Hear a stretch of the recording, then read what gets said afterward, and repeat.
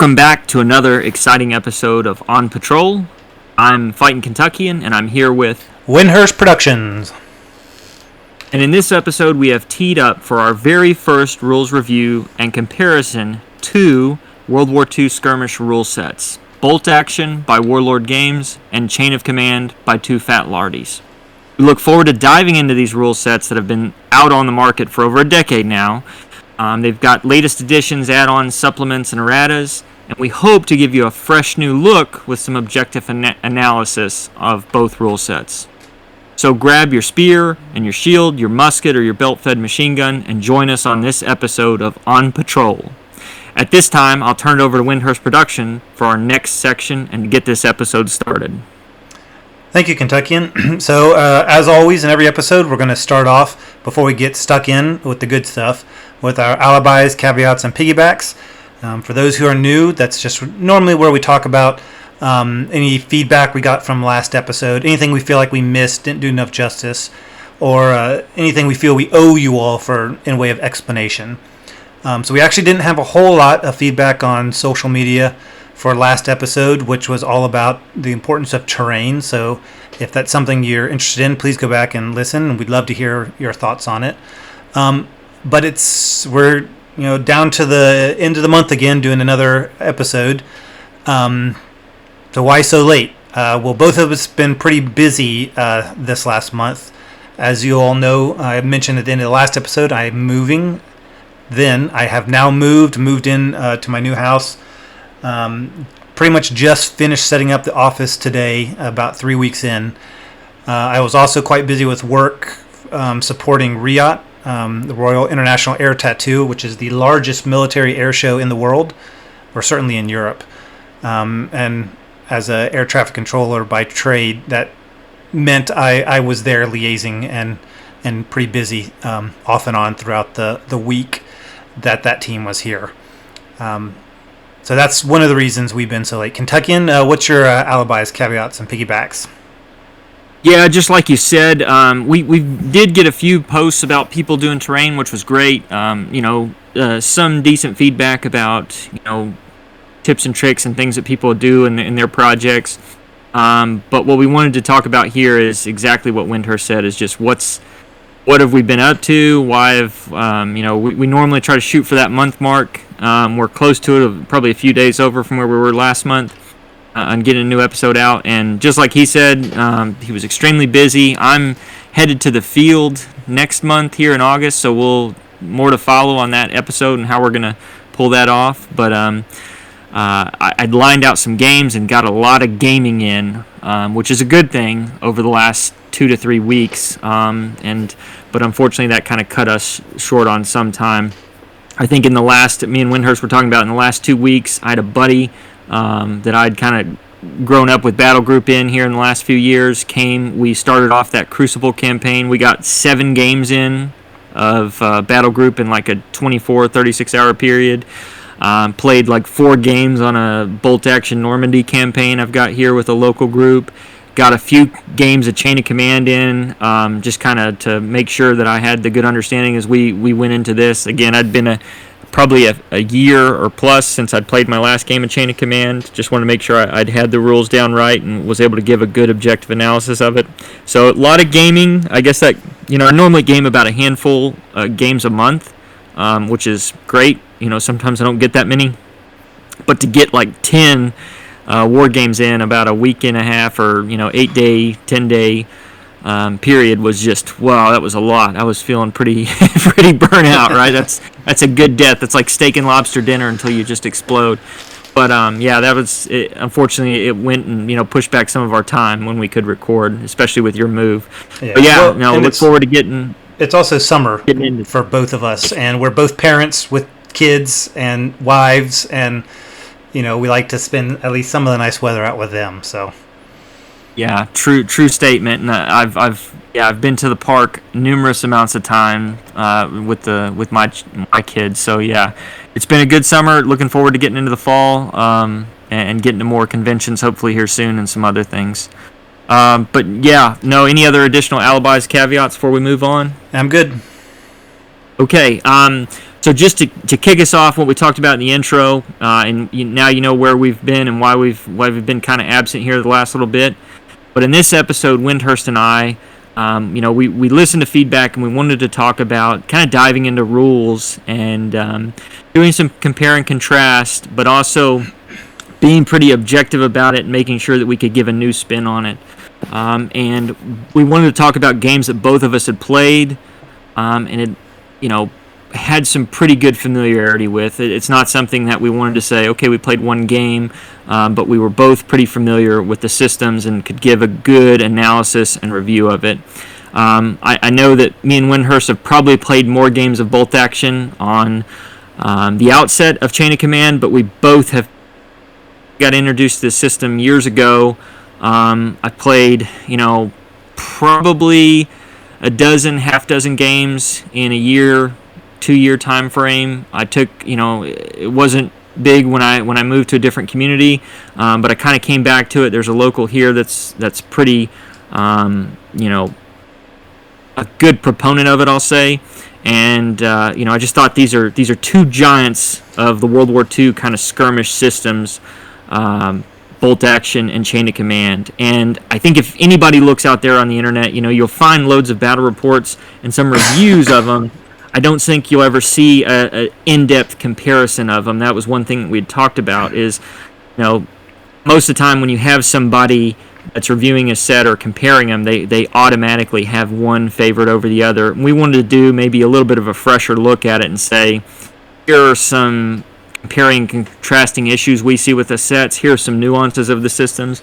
And we wanted to make sure that we could do that from a position where we both were pretty familiar with them. And again, we've got a good amount of games between the two of us in both systems. I think we would probably come out playing Bolt Action a heck of a lot more, but that's just based on communities and other things like that. But that's our goal today. We hope to get it and strive for it, but we do want some additional feedback. And as we go through these categories, if there's other things that you thought we missed about the systems, comparison and contrasting notes in the systems, please do not hesitate to comment or feedback on our episodes on any format. We love to hear from you. We love to be engaged with you and look forward to what your thoughts on our categories and how we're going to navigate these systems. So I'll turn it over to kind of get this review started with Windhurst and the first section. Yep. Before I get into that, I just want to add, so in addition to doing a topic that's kind of new, we're going for a little bit of a format change just for this episode. Kentuckian put a lot of work into this, and I think he did an awesome job of coming up with 10 kind of generic categories. So this is a template we can use when really comparing any set of rules. And then he set us up with a few questions under each category, and then we can kind of score between 1 and 10 each of these 10 categories to kind of give a roundabout feel. If you got a perfect 10 across the board, it'd be 100 points. The way we're going to do this, so I'm going to start us off with presentation. So presentation is going to be, the book, the PDF, ebooks, things like that.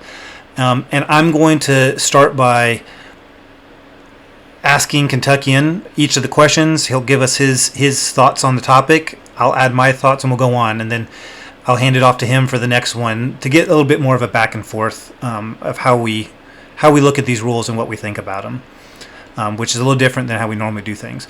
So presentation, that's specifically the book format or the PDF or the ebook, how it looks. So our first question for you, Kentuckian, is how it's laid out. Tell us what you think about how these two rules are laid out. I think, so I'll turn to Bolt Action first. I think the layout is definitely kind of standard of what you see with most rule books. I think there is a kind of a rules standard that you see with, here's a crawl, walk, run, here's what you need. In your first sections, here's, what you're looking at. You've got the rules, you've got kind of more specific rules at the end, a little bit more of in-depth rules as you go in there. Sections seem to be pretty well tapered. I think there is some issues with stuff being maybe out of order or being written under another section, especially with HE weapons. Some other issues that I think is that an HQ or is that somewhere else? I think with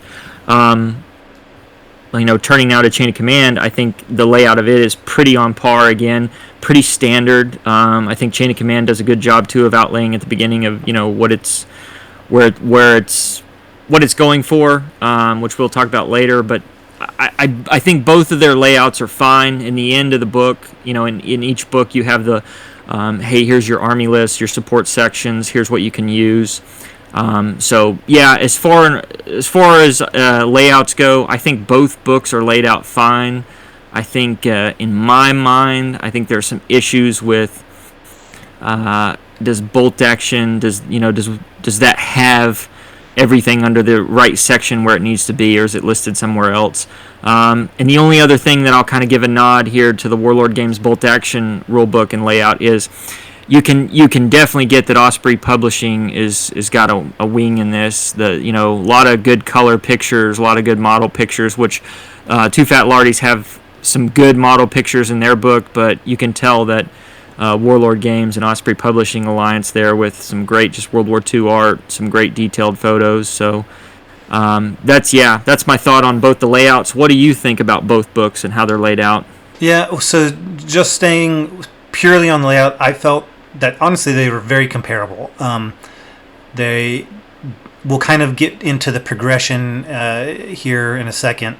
Another question more specifically, but they're in any format you get it. They're pretty standard double column layout.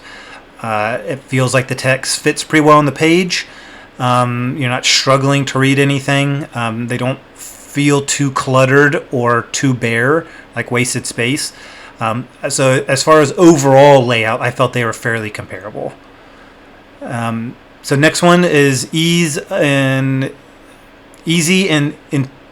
sorry, it's hard to say. It's hard word to say. Intuitive. Easy and intuitive to read, Kentuckian. What are your thoughts for either rule? I think they both kind of hit that on the head. I think they go through the building blocks pretty well. I think both rule sets do. I think an issue that you see with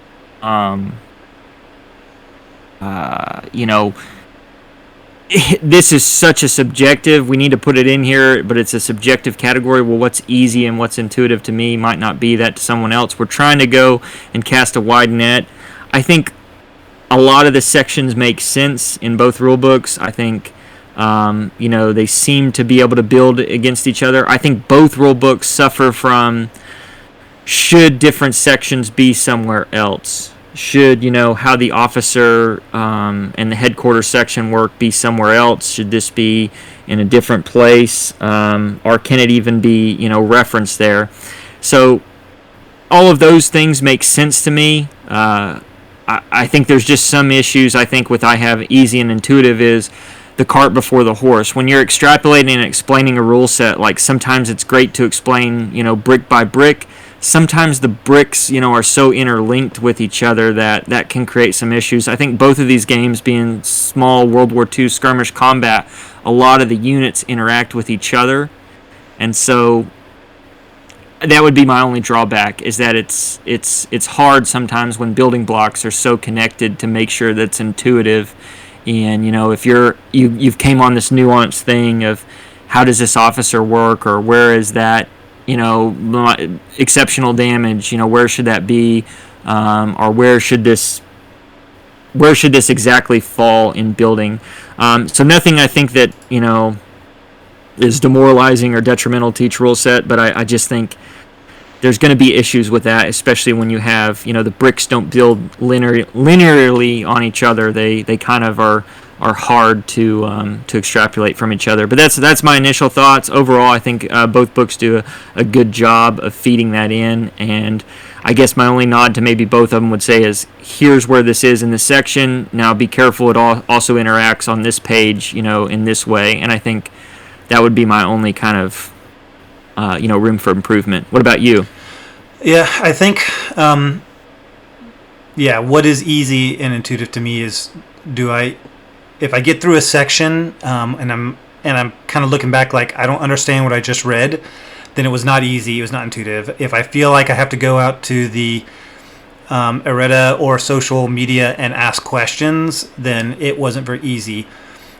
With Bolt Action's second edition, I feel like it was better than their first edition. I felt, now granted, I had more experience at that point when I got to the second edition, but I felt like the second edition rules, there were less, maybe not mechanics situations, but less times where the way the rules were written, I felt like I don't understand what they're saying.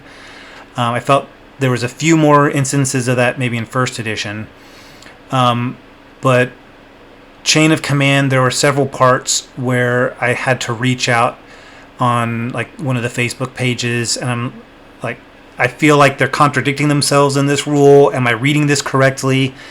And it was just maybe the language usage. And a couple people said, oh wow, you're only having problems with that. So I don't think I was alone in struggling with some of the things that they were saying, as far as, was it just clear and easy to understand? Now, that's not necessarily saying the rules are bad in that regard, but just the way necessarily things can be worded or laid out. Sometimes I felt a bit more confused reading through Chain of Command than I have in the past with Bolt Action. So I remember when we were talking about that, what was the initial section? I can't remember the message that me and you went back and forth on, but do you remember exactly what was the... I struggled a bit with the command, the order of the phases, like when do I do this? And I feel like that actually kind of leads into our next. So the sections build on each other. So I feel like that fell under this for me. But what were your thoughts, Kentuckian? So you kind of mentioned here before several times about things being in the right section or building. So I really feel like here's your opportunity. Let us know what you think. Do the sections build on each other well? I would probably say that I think by and by both rule sets do a good job of, here's your foundation, here's where we go, whether it's movement, shooting, and how to get through there. I think the one thing, that anytime you're looking at a small skirmish game, that's not you go, I go, completely linear. In both of these games, in my mind, they have the ability to kind of go back and forth, whether it's the dice bag or Overwatch or however you want to say, you can interact in the other person's move. So I think the issue with that is when you have game systems like that, well, when can this move do? And if you read, it from page cover to cover, that's great, and that's probably how you should do it, but you should always put a reference in there of like, an author's note or something, which I don't think either book has an amazing job of. I think there are some references and initial, like, hey, but be careful, when you're on ambush, when you're in Overwatch, you can do it, this is the time to do it, and basically you can do in that move. Or now that we're talking about leaders, remember, here's another thing that leader can do.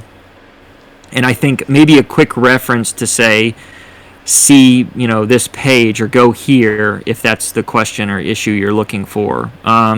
Which, again, just by the nature of skirmish combat, especially that has a lot of different functions, and kind of, I think both of these rule sets aren't your standard you go, I go. Bolt Action more so can create a lot of issues of where do I play this, or when do I do this move. So my only thought with each of them is I think they've done the normal job of sections building on each other to try to get the person's head wrapped around units, movement, shooting, all of that. But I think maybe having that additional, okay, when can this interact? And other ways in which it interacts, just a little bit easier. But again, that's just me, trying to say a home run. What would get the home run there? I think they're both are plenty well good. That would be my caveat. What are your thoughts on that with sections building on each other? Yeah, so I feel like Bolt Action is very traditional in the way they've laid out their rule book. You see it in a whole lot of rule books. It's like, here's some basics, what you need, building on some basic ideas, a little bit of unit, then turn, orders, movement, shooting, kind of flows to me in the way you might find things as you were playing your first game. I liked how they started with history. I felt that was a really nice touch. it's a tough call to make, especially if you're as a rules writer or publisher, if you're really concerned about number of pages, which honestly, clearly Bolt Action was not worried with number of pages in their book, I think. But having that history is a real nice touch, though it kind of implies the person picking up Bolt Action isn't as familiar with the period as maybe the player picking up Chain of Command. So that might just be a different target audience. But Chain of Command, I felt there were a couple sections that I didn't understand why I got to them where I got to them. Specifically, kind of towards the beginning, there's a like glossary of terms that felt very out of. It's page 8, and it felt. Why am I getting to glossary of terms in page 8? Shouldn't that be at the back of the book thing, or maybe at the beginning of the book? It felt very out of place. However, something you mentioned about giving you reference, they did in that glossary of terms say see section whatever for more on this. So that's nice. I still think if they had just cut out that glossary and put it at the back of the book, it would have been awesome, because I'd be like, oh, okay, broken. What does that mean? Here's a quick snippet of what it means. Go see this section if you want more information on it. And one thing that I don't think I've seen in any other set of rules that Chain of Command really got nailed the point on is every section. I don't know how to break this down. So they've broken the book down into big sections, and then each big section is broken down into like subcategories, and they're all numbered. So like big section 3, each sub one is 3.1, 3.2, like you might see a research paper or something, or a textbook. And that they almost save themselves when you do run into confusion, because it makes referencing the rules when asking clarification from other people super easy.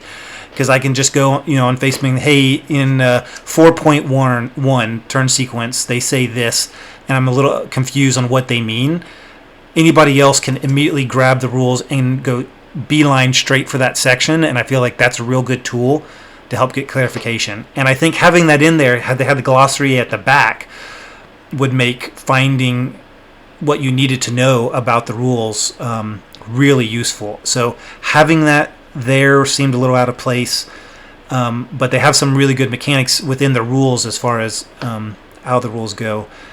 There were some other sections in Chain of Command where it's like, this is the phases, but it doesn't really talk so much about phases. It just talk like the phase sequence.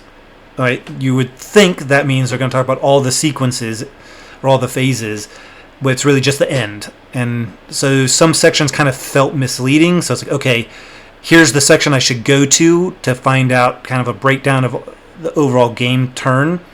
And it wasn't really that. So there were some, I think, categories or sections that were a little misleading in the way they are named, and kind of left me like, okay, well, that's not where I need to go. Where do I need to go to look for it? So I would say Bolt Action was for me, a little bit more clear. Now, I don't play quite as many games of Bolt Action as you do, so I don't run into a whole lot of the special rules where it might be harder to find those. And I do find referencing things in the rule book itself a little more challenging, because there's not like an index really in the sense of, go to 3.1 for this rule. So those are my thoughts on how the sections really build. So now still looking at... Go ahead. No, I was just going to say, I think you make a great point with, again, how they did this is in that section. I wish in the beginning of the rule book, I kind of am glossing over that right now. There was a little bit of it says, hey, here's a breakdown of the section, but I wish it would have gone into a little bit more, hey, this is 6.1, or this is whatever it is, 5.1, 4.1. Those are really good. Like, I completely agree with you. And again, we haven't gotten to it yet. I guess we get to it now. But yeah, the lack of index with Bolt Action is it is unfortunate. Yeah. Save your thoughts. We'll get there in a second. So remember, so we're talking more about how the books are laid out. Diagrams. What are your thoughts on the diagrams in both books? I think they're a must now, and I think a lot of rule books do them. I think Bolt Action has some pretty decent diagrams. I think they both strike the decent for me on here, or fair. I don't see anything like life altering, but there's things that in my mind could definitely use for a more detailed approach. You don't want to make the exception the rule, but if it comes up enough in games, probably should. Or you should at least have a, hey, this is what it means. Yeah, I think bolt action has a decent amount of diagrams that allow it to kind of, hey, here's what gives you those abilities, and it without being a it just shows it to you so much clearer, I guess, than any of the spoken word, right? Because you can read on a page until you're blue in the face, and it could be a very simple sentence, but maybe sometimes seeing the construct of it is like, okay, I get it. This is where it's going for. Here's my deviation. Like here's where that breaks down. Here's where it adds a minus bonus. So it's a lot clearer, I think. I think both. I don't really have too much. I mean, in my mind, they can always use more. And I think both rule sets have been out there for, like we said, a decade now. I think there's common things that the lack of the base rule sets didn't have in diagrams have been pretty well beat to death with either errata or supplements, or kind of, here's how the new thing is, here's where it should be. So yeah, I would put both in a decent category and saying, yeah, they're hitting average. Yeah, so I would agree with you. They both have diagrams. Certainly, bolt action has more, but it's 228 pages versus chain of command 105. So I feel like, on average, they have the same amount of diagrams, but they also have about the same kind of things they talk about. Now, I also, when I was looking at this, I was thinking, you had mentioned earlier that, bolt action has a lot of artwork in it. It's got a lot of photos of models and a lot of art. Is that a good thing or is that a bad thing? Could some of those have been replaced with diagrams to help clarify rules? Probably. It wouldn't have made, certainly I don't think it would have made the book any busier, because it's already pretty busy as far as just the amount of stuff to look at. Now, it's very pretty, it's good inspiration, gets your mental juices flowing. But there is a lot of art that doesn't necessarily contribute towards understanding or anything like that of the rules. So, I mean, I think that's a fair point. I think that's that's probably the Osprey weight behind of them. And I also think, as you're looking in that book, it definitely is like, oh, I don't have that army, I need to start it. That looks, magnificent. So I'm sure there's a lot of that. It also makes sense, bolt action, it's Warlord games, and they have their own line of models, so they obviously want to show them off in the book. And it's like, hey, if you buy our models, here's what you can do with them. And I get that from a marketing standpoint. I mean, your book is basically free advertisement in that regard. But like when we're talking about having enough diagrams, there's a lot. You could almost argue there's wasted space because they don't add to your understanding of the rules. They're pretty to look at, and they can inspire you and give you painting ideas, but that's really it. So, but on the other hand, internally, I might agree with you. Like, it's blasphemy not to have pretty pictures of pretty models. But yeah, I agree with you to some extent. A rule book that doesn't have any pictures is boring. Like, it's not enjoyable to look at. I'm just saying, like, the balance. This is where we tell the audience we have like a 5th grade reading level, or 3rd grade, we just like pictures. Yeah, but I do like that inspiration. I like to be able to see how people paint the models. It gives me a good idea. Obviously, especially if they're models for the rules, it's like here's basing conventions and things like that. But if there was a concern about not having enough diagrams to explain things, then I think maybe they went on the side of, well, we want more pretty pictures.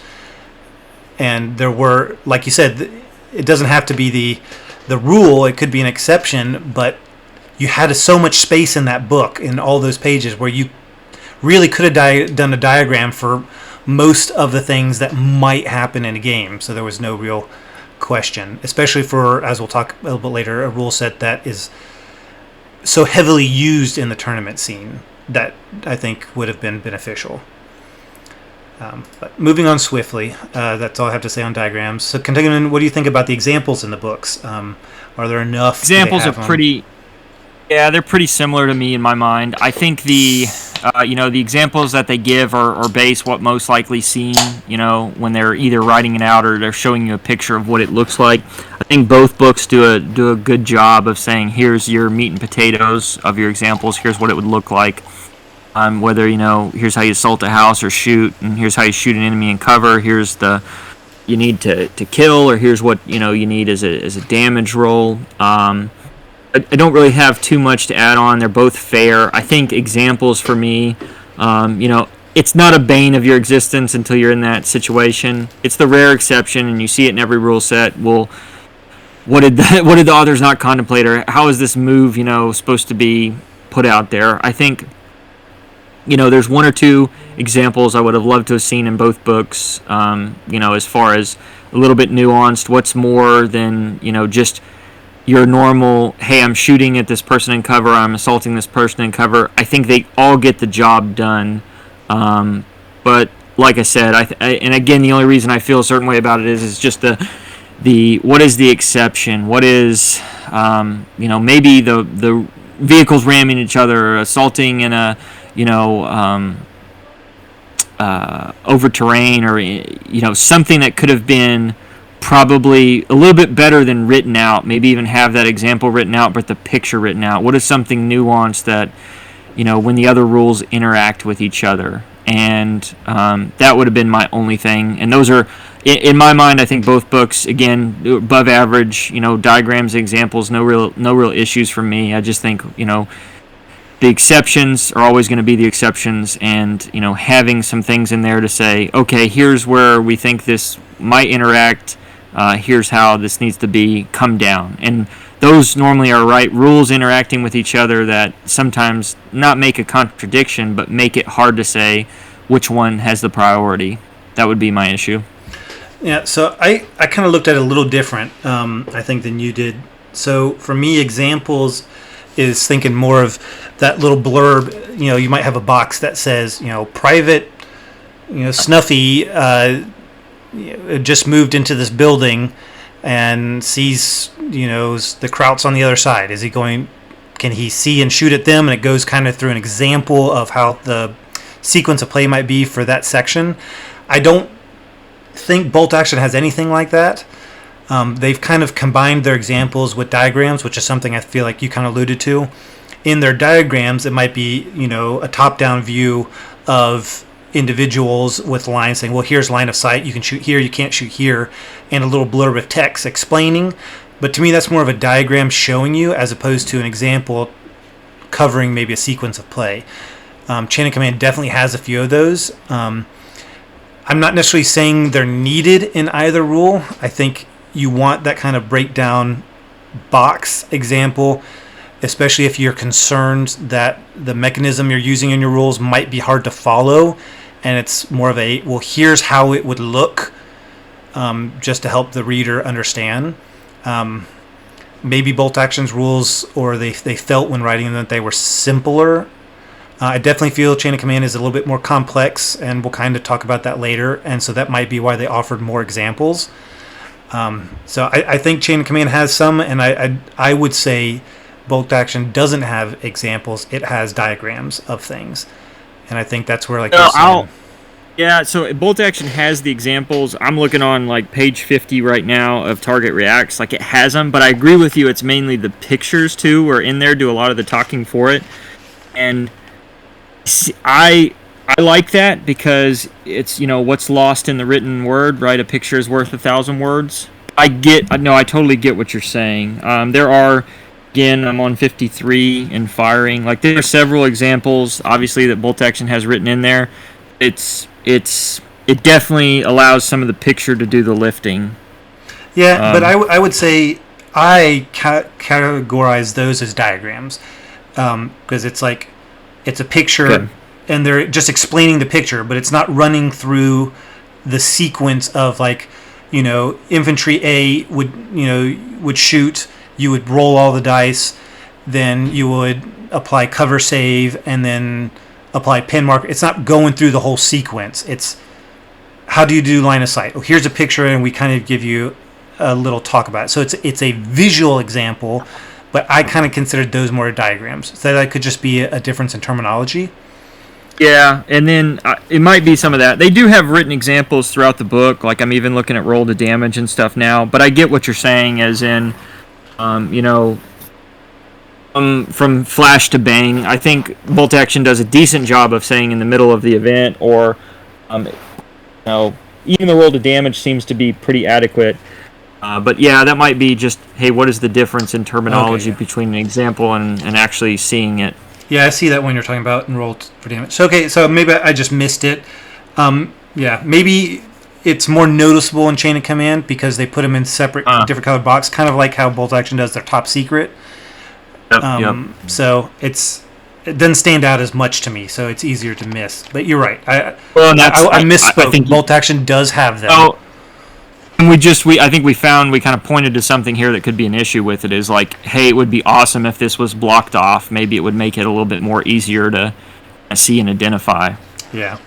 Rather than being buried in the text. Yeah, but I did misspeak. They do have them. But moving forward, quick reference sheets. What are your thoughts on the two rules? I think Bolt Action has it's from like the Band of Brothers box or wherever, I can't remember it, and in the back you've got like 2 or 3 pages of quick reference sheets that get you there. I think it was in the Band of Brothers. Let's see, it starts here on 222 and it goes until basically 228, 227 really. The Band of Brothers box, I can't remember which one came with it, but it came with like a 1-page. I've made 1 million photocopies. I hand it to everybody. I think that one by itself should have been in the rule book, and it makes everything kind of pretty smooth and easy. Like no matter what army you're playing, it has all the weapons categorized. If you know what I'm talking about, or you have the set, I might post it on our On Patrol Facebook group, but that to me is basically everything you need for the rules in a 1-pager, which is, if you can get down to it, that's where your aim, that's where you should be able to go. From my playing with Chain of Command, and again, I think you need a little bit more than 1 page just with how everything interacts, which is not to say it's bad or good, or I haven't seen a 1-pager with everything on it, that you would possibly need. But I definitely think both have their good, quick reference sheets.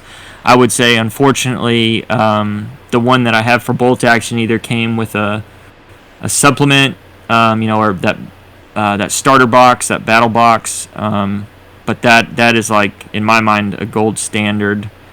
And if you know what I'm talking about, again, it's let me see if I can grab it right here. It's looking at me. It's just a 1-pager. And it says play sheet at the top left, and it's got vehicles, weapons, all the modifiers kind of listed. It's just awesome. And in my experiences, I haven't seen one exactly like that for Chain of Command. But I've played with several opponents that have had like the 2 sheets, or 2 or 3 sheets, whatever you need for QRS, pretty close to us.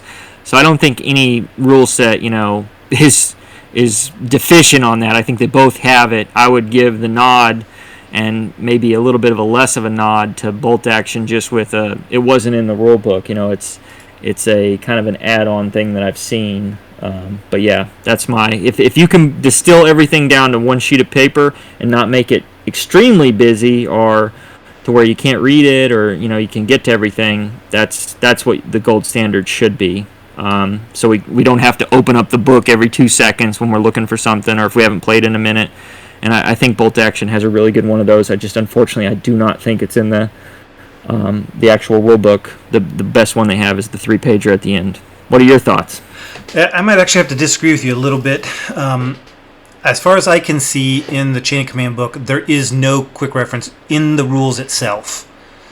So if all you had was the book and you didn't have access to anything else, I have not seen a quick reference in the book. And to me, a quick reference in the book is crucial, I have had other rule sets where I've talked to the publishers and they're like, we decided not to put one in because we're making it available either on our website or on a Facebook page, which is nice if they want to add things, like so they can update the quick reference with errata. I still think you should have one in your rule book because you almost always show up to a game with the rule book. You might forget an extra sheet of paper with a quick reference and not have the ability to print one. And it's a nightmare to have to go through the rules. Now, I agree that the one in Bolt Action isn't the best one I have seen.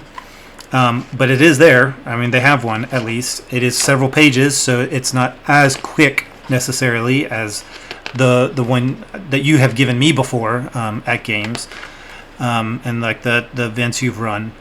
And the one I have for Chain of Command is really good. It's a front and back. I got it off Facebook, but I believe it's a player-made one. Okay, that's what I thought. That was made by them, Too Fat Lardies. To be honest, I think I see it now. Yeah, the one I have was on their Facebook page. This guy's like, hey, I made consolidate all this stuff, try to get into 2 pages, which is great, and we'll talk about community support later. But on a personal level, I think not having a quick reference sheet in your rules is a big fail. Because I feel like, when you say, what do you need? And it's like, you need this set of rules and dice and measure and models. It's like, okay, well, am I going to have to go through the rules constantly trying to figure things out? Or are you going to have everything handy dandy at the back of the book? I would penalize Chain of Command in that regard. Regardless of the quality of Bolt Actions, at least they have one. An attempt was made. Yeah. But, be that as it may. Oh, fair point. Fair points, too. Yeah. Index. This will flip for me, I think, from the last one. Yeah, it's the inverse. The fact that Chain of Command, in my mind, has it, like you said. I think these both kind of chop against each other. The fact that they have an index, but they don't have the QRS, and then vice versa with Bolt Action. So probably it's the two boxers that swing at each other and knock each other out, maybe. I completely agree. The index not being there for Bolt Action is huge negative. I know there's now this one. I do know for sure there are player-made ones kind of out there, but again, just kind of a miss. Just like what you said with Too Fat Lardies and the QRS for the Chain of Command, just a miss. That's my only thoughts on that. Yeah, I do like the index in Chain of Command. I think if they had put the glossary right before the index, that would have been golden. I mean, heck, if the back of their book was quick reference, glossary, index, you almost never would need to go anywhere else. You'd be quick reference, okay, I'm not totally sure, let me look at the glossary. Okay, that's not enough of an explanation. I need to go find it in the rules. It's right there. Like, that would really, to me, have made that a one-stop shop book. But, Bolt Action, though, doesn't have that. You can go to the table of contents, but it's not super descriptive for everything, so you're kind of relying on your knowledge or someone's knowledge of the rules if the quick reference isn't enough. Maybe that's why their quick reference in the back is so big, because they were compensating. Like, hopefully we can put enough in our quick reference section that you shouldn't feel the need to go back to the book too much. But if you do need to go back, it would be helpful if I could find it quickly. Maybe I'd like to think so, right? that they even had that in the thought process, but who knows? So that's all for our first section presentation. So overall, what did you give each one? 1 out of 10. Okay, I was of the understanding that Too Fat Lardies, the QRS I had, was made by them. Quick reference sheet. I'm not going to dock them for not having that. It's too bad. That was a mistake on me. I think with the laid out, the intuitive and able to read the sections, the diagrams, examples, I think both, in my mind, when we talked about scoring earlier, we weren't going to do everybody gets 90s or, the A and A is 90 and above, B is 80 and above. No, we're just kind of like, hey, if you recommend it, it's stronger than a 5 or a 6, and kind of go off that score. So that way, not every game can you be as perfect, but let's be honest about what we see as issues in it. With Bolt Action, I'm going to give the presentation a 7.5. I think Osprey having the weight of Osprey behind you in the colored models. Again, maybe being Kentuckian, I can't read good or something. I don't know if that goes against me. But I think it does a pretty great job, even for the lack of indexes, to get everything out. And examples and the diagrams, don't see too big of an issue with it. The knots I had against it were, what does it get the game to basically have everything for everybody? Where are references to each section to go back to these sections and where they interact with each other and things like that. But as far as keeping the book, being able to distill it down and knock it out of the park, I think it does a pretty decent, above average job, and that's why I put Bolt Action at a 7.5. On the contrast of that, Chain of Command, I thought, if you think about Rich and those guys at Too Fat Lardies, and you think about, what their operating budget is and everything else that they do, and they put their heart and souls in the rule set, I think that really comes through. Unfortunately, I don't think they have the operating capacity to have Osprey behind them, but I put them just a nose behind Bolt Action with a 7, and what I consider a solid 7. I think there are issues with the rule set. I think there are issues, with the rule set presentation is what I'm talking about now. But I think it is a phenomenal job for what the guys who are cranking it out, and does it actually work? Does it get the job done?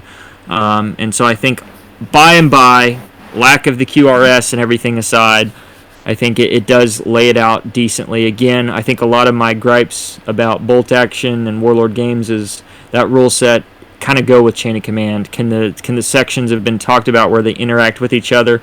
But if I'm being objective, I think that might just be an issue with taking a skirmish game who has things that make the game itself and mechanisms interact with each other outside the normal scope of I go, you go, is going to have some difficulty in putting it in each section. So again, Bolt Action, I put it at 7.5, just nosing out Chain of Command, but with a 7 on presentation. And when you think about the operating budget and everything that Warlord Games and Osprey have behind it, it's a pretty stellar work from Too Fat Lardies.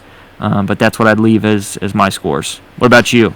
Yeah, so I was fairly close with Bolt Action to you. I was a little bit more generous. I gave it an 8.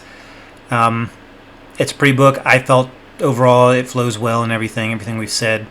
So I thought, as far as rules go, comparing it to other rules objectively to itself, I gave it an 8. Chain of Command, on the other hand, I was a little less kind. I gave it a 5. So that's just kind of my mediocre.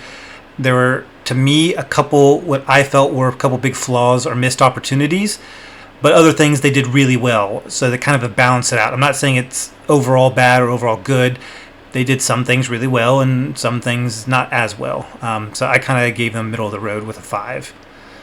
But that's it for presentation. Do you want to start us off on the next one? Yeah, excellent. So good, solid scores. Hopefully going into the next little section here, let's see how the two sets compare against each other. We wanted to create, and again, like Windhurst said, we went back and forth in these sections, and we wanted to make kind of a template on that was fair. Again, in Windhurst, I assume a lot of our listeners have listened and watched rules reviews and comparisons before.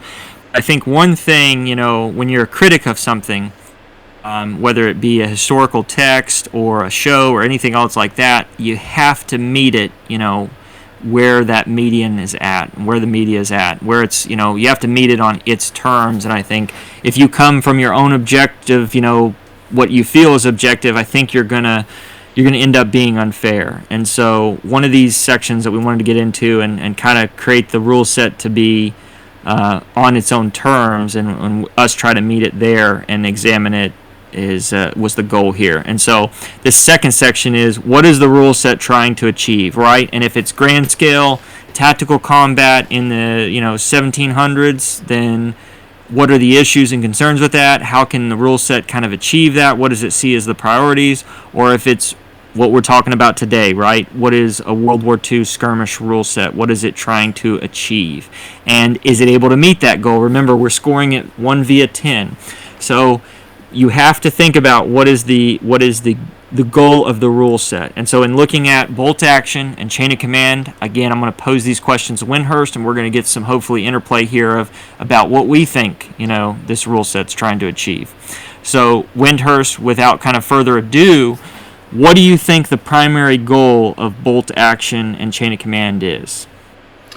So I feel like looking through the rule sets overall, I feel like chain of command is making a really good, honest attempt at making a historically accurately felt game.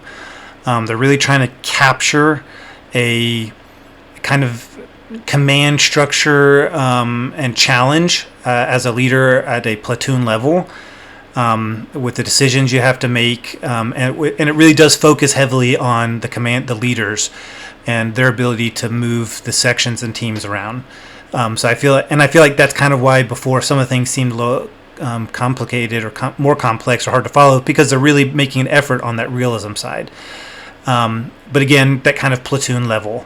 Whereas bolt action, I feel, is trying to cater towards less experienced players. Still that platoon level, reinforced platoon. Both of them are kind of reinforced platoon or platoon with supports, but not quite as realistic, or at least not focused or hung up on the realism, kind of more on speed of play and fluidity.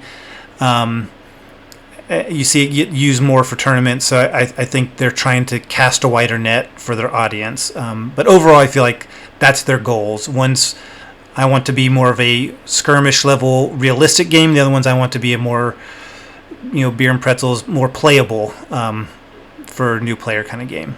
What about you?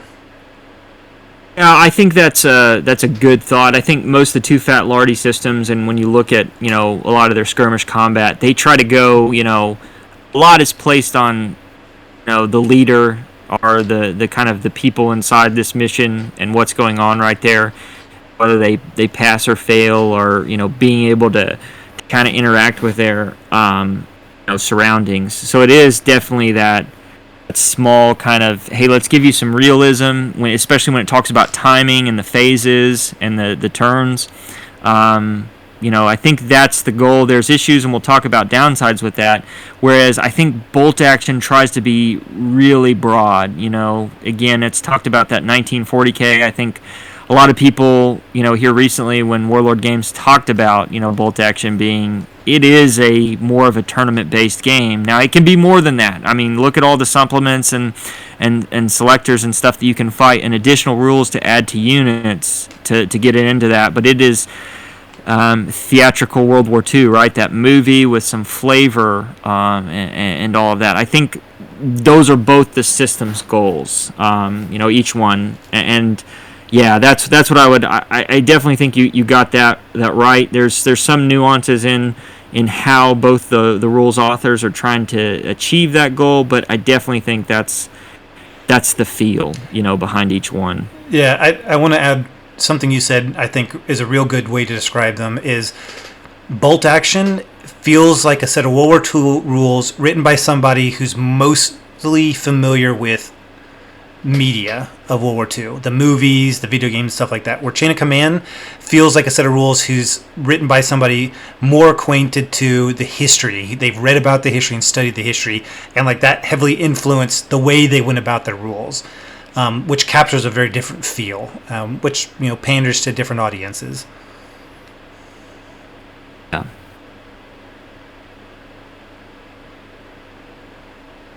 That's all I had on that. So again, the kind of the second question is, who is the intended audience then? Who do you think the intended audience is for Chain of Command, and who do you feel it is for bolt action? Yeah, I kind of inadvertently just answered that. But yeah, so I feel like if your idea of World War II is more of what you see in the movies, and for like Kentucky and I, we love World War II movies, but we're also students of history, so we can enjoy the movies and look past the wildly inaccurate things you see in them, even just the flow of combat and things like that, because it's meant to be enjoyable, right? I feel like when I play a bolt action game, that's more what it feels like an action movie. Whereas Chain of Command feels more like I'm trying to recreate the tough decisions and the dynamics of being the leader, and with my sub leaders trying to negotiate the battlefield to achieve a mission, which I feel like is really good for a handful of players. Like just wanting to play specific actual real world scenario, whereas bulk action is kind of more of those pickup game. I don't know if bolt action feels more pickup game, where I think Chain of Command works better. It's like I want to redo this battle or this type of battle. But yeah, those are my thoughts.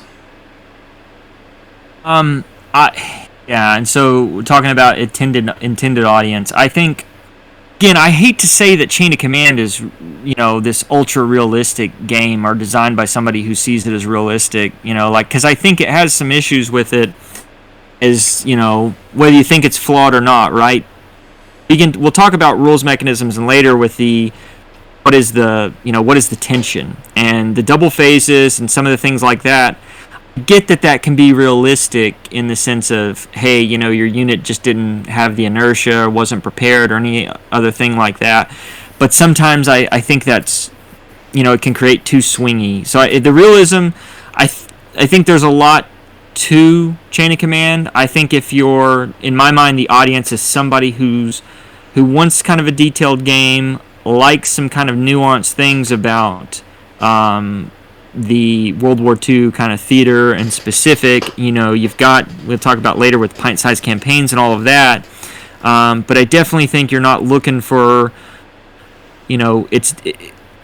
I could easily say that Too Fat Lardies are not geared towards tournament players, in this extremely broad church. I think when you're coming into that game, you have to know this is what I'm getting into and this is what I'm trying to embark on. I think in the inverse or the contra to that would be bolt action. I think is everybody, like their target, whether marketing or whatever, is everybody. That's why you see at bottom the rule set is pretty generic, right? A rifleman's a rifleman's a rifleman. You got 2 or 3 special rules per army, and then you're able to kind of plug and play, which the points, the way it's laid out, you don't have that in Chain of Command, so it's got that tournament kind of feel to it. However, with the litany list of supplements and everything out there that you have for bolt action, like, they intend to go after historical players and historical minded players as well. So we'll get into this next question on what the thought is on that, but I think those are their intended audiences. I think bolt action is for everyone. That's their intent. Historical, tournament, casual, everything, where I think Chain of Command is more towards this, hey, gritty realism / issue with tension and orders and those things, and let's try to go after that, good or bad. And so my next question kind of posed to you is, those are what I see as the goals and the intended audience. Do you think the goals that you laid out for it, do you think the rule sets meet those goals? I think bolt action definitely does. Like I said, when I play bolt action, it feels very thematic. But I often run into issues where it's like, this doesn't feel realistic because, weapons don't perform like my understanding of them, how they should perform in the game. They're way under effective or way over effective. And I think because of the nature that it is a very geared towards a pickup game,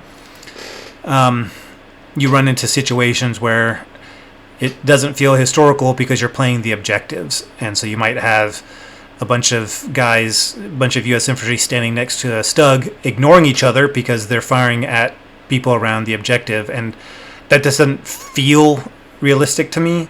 But I do think it meets its goal, is it's very action-y. Where I think Chain of Command, though some of the mechanics might not be the best way to go about it, I do feel like it offers certainly a more realistic feel.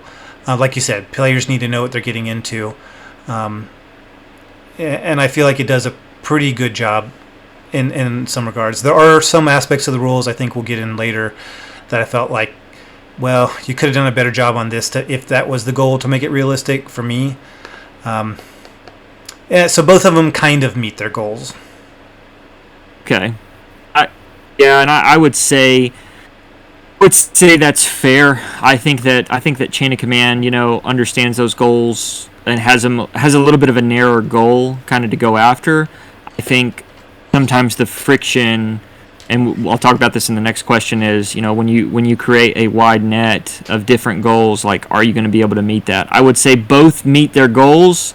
I would say bolt action creates some issues in meeting its goals. And so I'll talk about that coming up next, but I want to ask you again, what shortfalls or issues do you see, in meeting of the goals by chain of command and bolt action?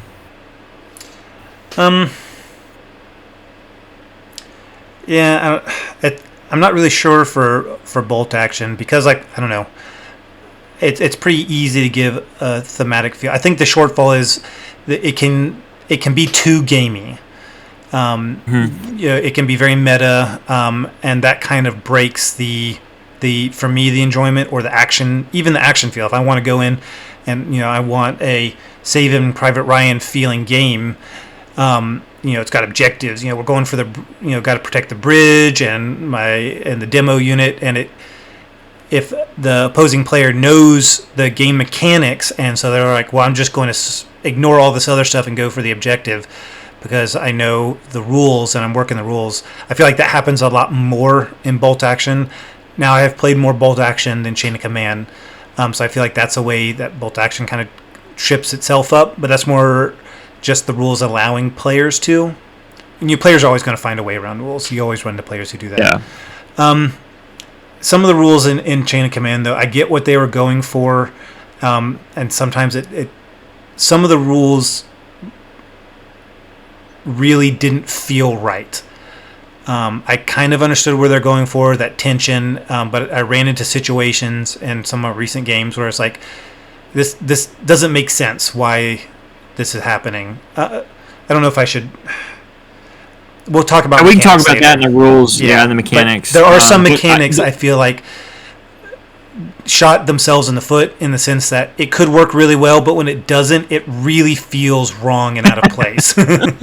Yeah, I'll give you that. So those shortfalls kind of capture them in maybe how a little bit is written, but we'll talk about those are the rules and mechanics. So definitely understood that. My thought is, in bolt action, you're trying to be. You've got the spectrum there of casual historical gamers, competitive, gamers, and entrenched. As we talked about, derogatory terms, button counters, rivet counters. And so how can you make a rule set that kind of appeal to all? Well, the answer is you don't. You get as close as you can, but people are going to find things wrong with it. And so that's what, when an animal is designed by a committee, you've heard that it's a camel or the Bradley fighting vehicle or something like that. It can't be the best of both worlds. I've played a lot of the scenarios, the historical scenarios on bolt action. I've played a lot of tournaments for bolt action, and I really, bravo to them in their efforts to be able to try to merge the two communities together and create, what they... Historical, you can play this game. If you're tournament based and you barely know, all you know is who won World War II, you can still play this game. But I think therein lies some of the issues with it and the rubs. My thinking is that the shortfalls come when those players kind of interact, and what is the desired result from the game. Bolt action at its zenith is both opponents know what they're getting into and what the issue, what the mission is or the desired result out of that game. And sometimes, whether it be in tournament or pickup games or anything, both opponents aren't on the same page. So those are my, I think, what are the shortfalls from the goal. And I do agree, bolt action being that theatrical World War II movie with the historical flavor. I see it as being all, and I see it as being, above average in all.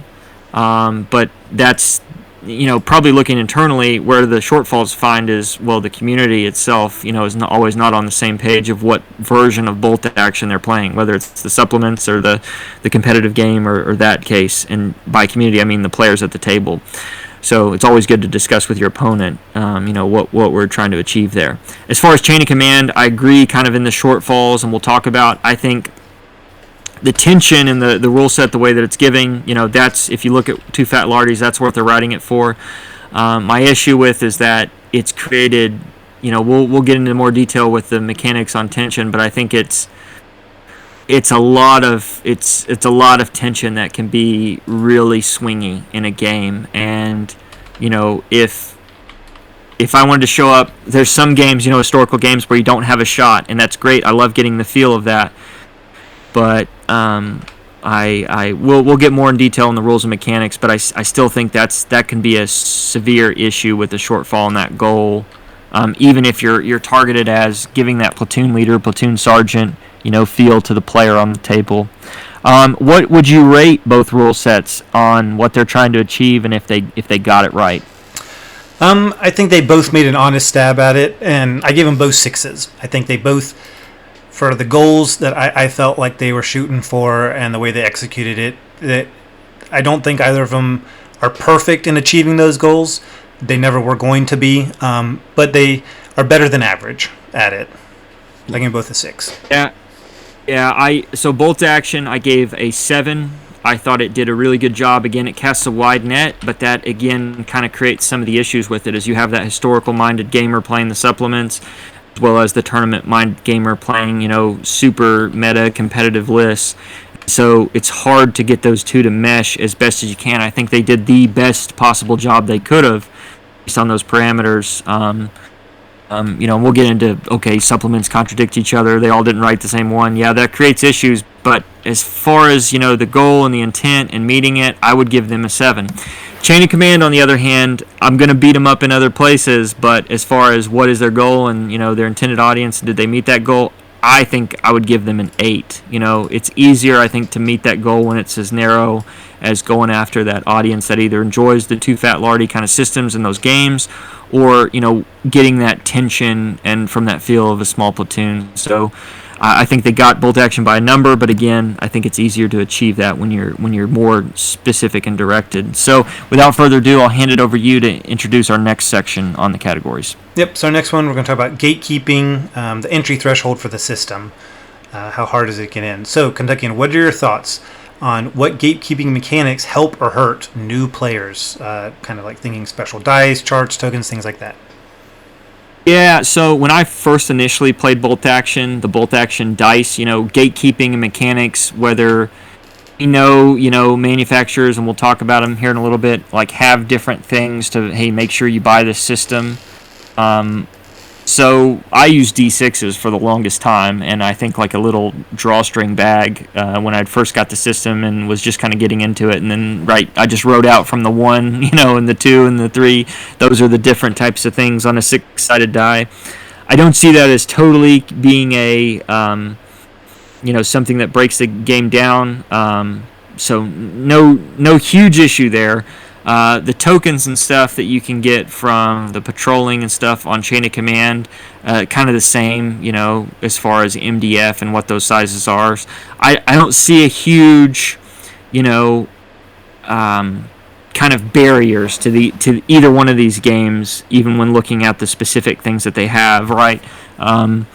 Saga and some other games that come to mind where you have to have these books, these tables, these dice, these everything. You can't even get by without.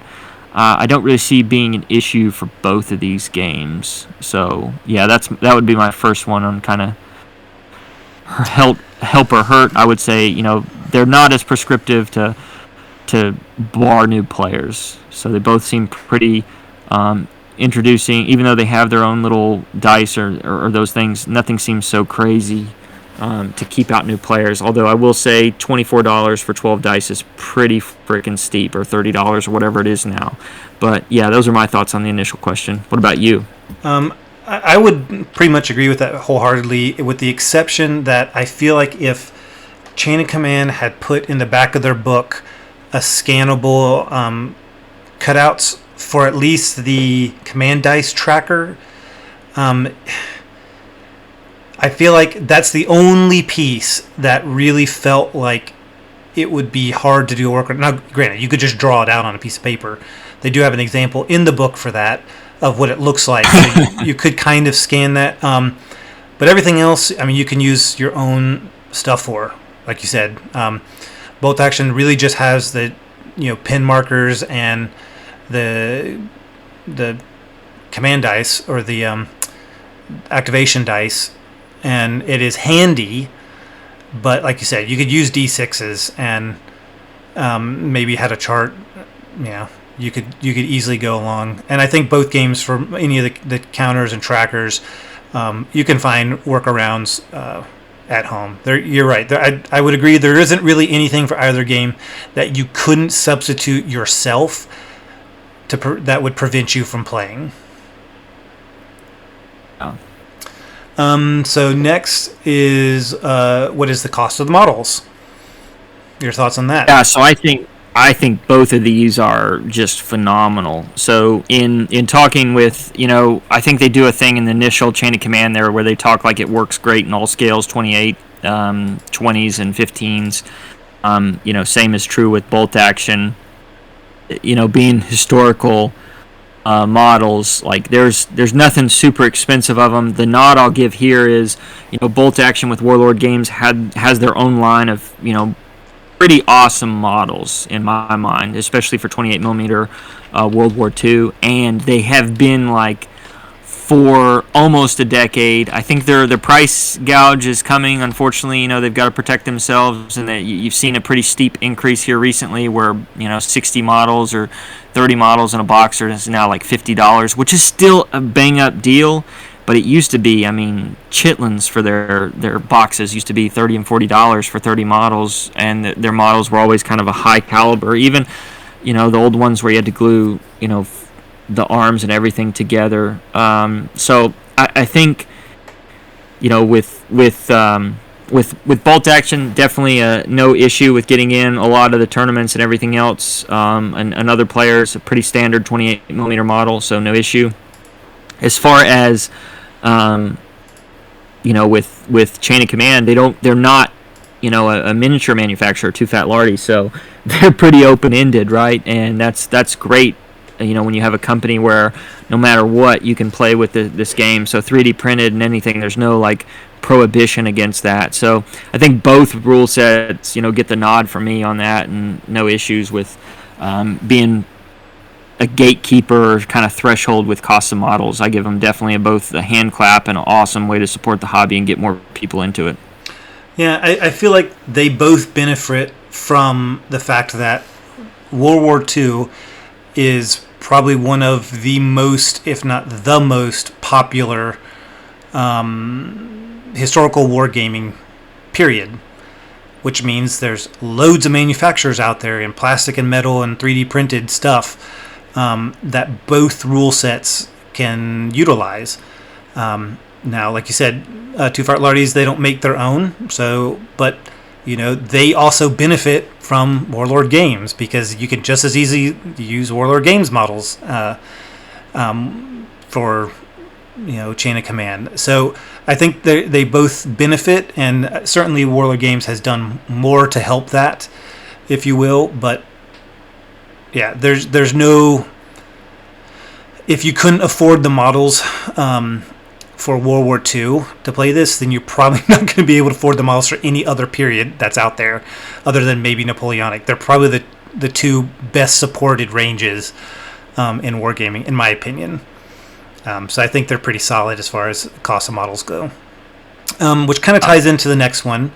Specific size and manufacturer of the models. What are your thoughts? You kind of alluded to it a little bit. Yeah, I think you can play it really in any scale. I don't think I've ever played either one in 6mm. I don't know an issue with it. Probably be more realistic rifle ranges and stuff, right? But I would say I have played bolt action in 15, 20s, and 28s. And again, that's mainly what my collection was, I think, when I started to get into bolt action. And then gradually shifted to 28s.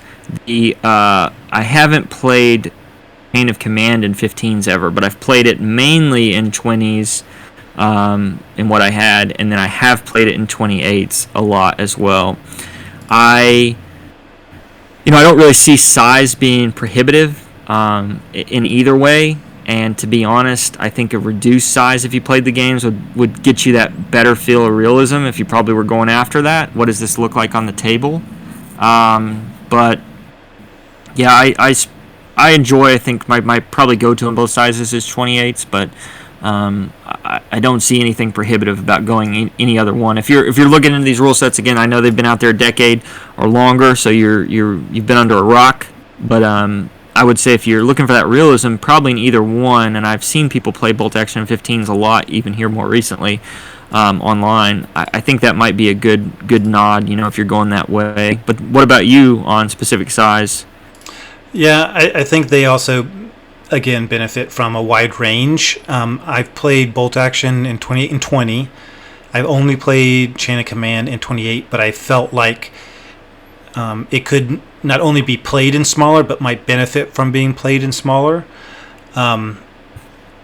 So I will say this. So if we're looking at the rules objectively, they both get thumbs up because they are not restricted by the scale of the models.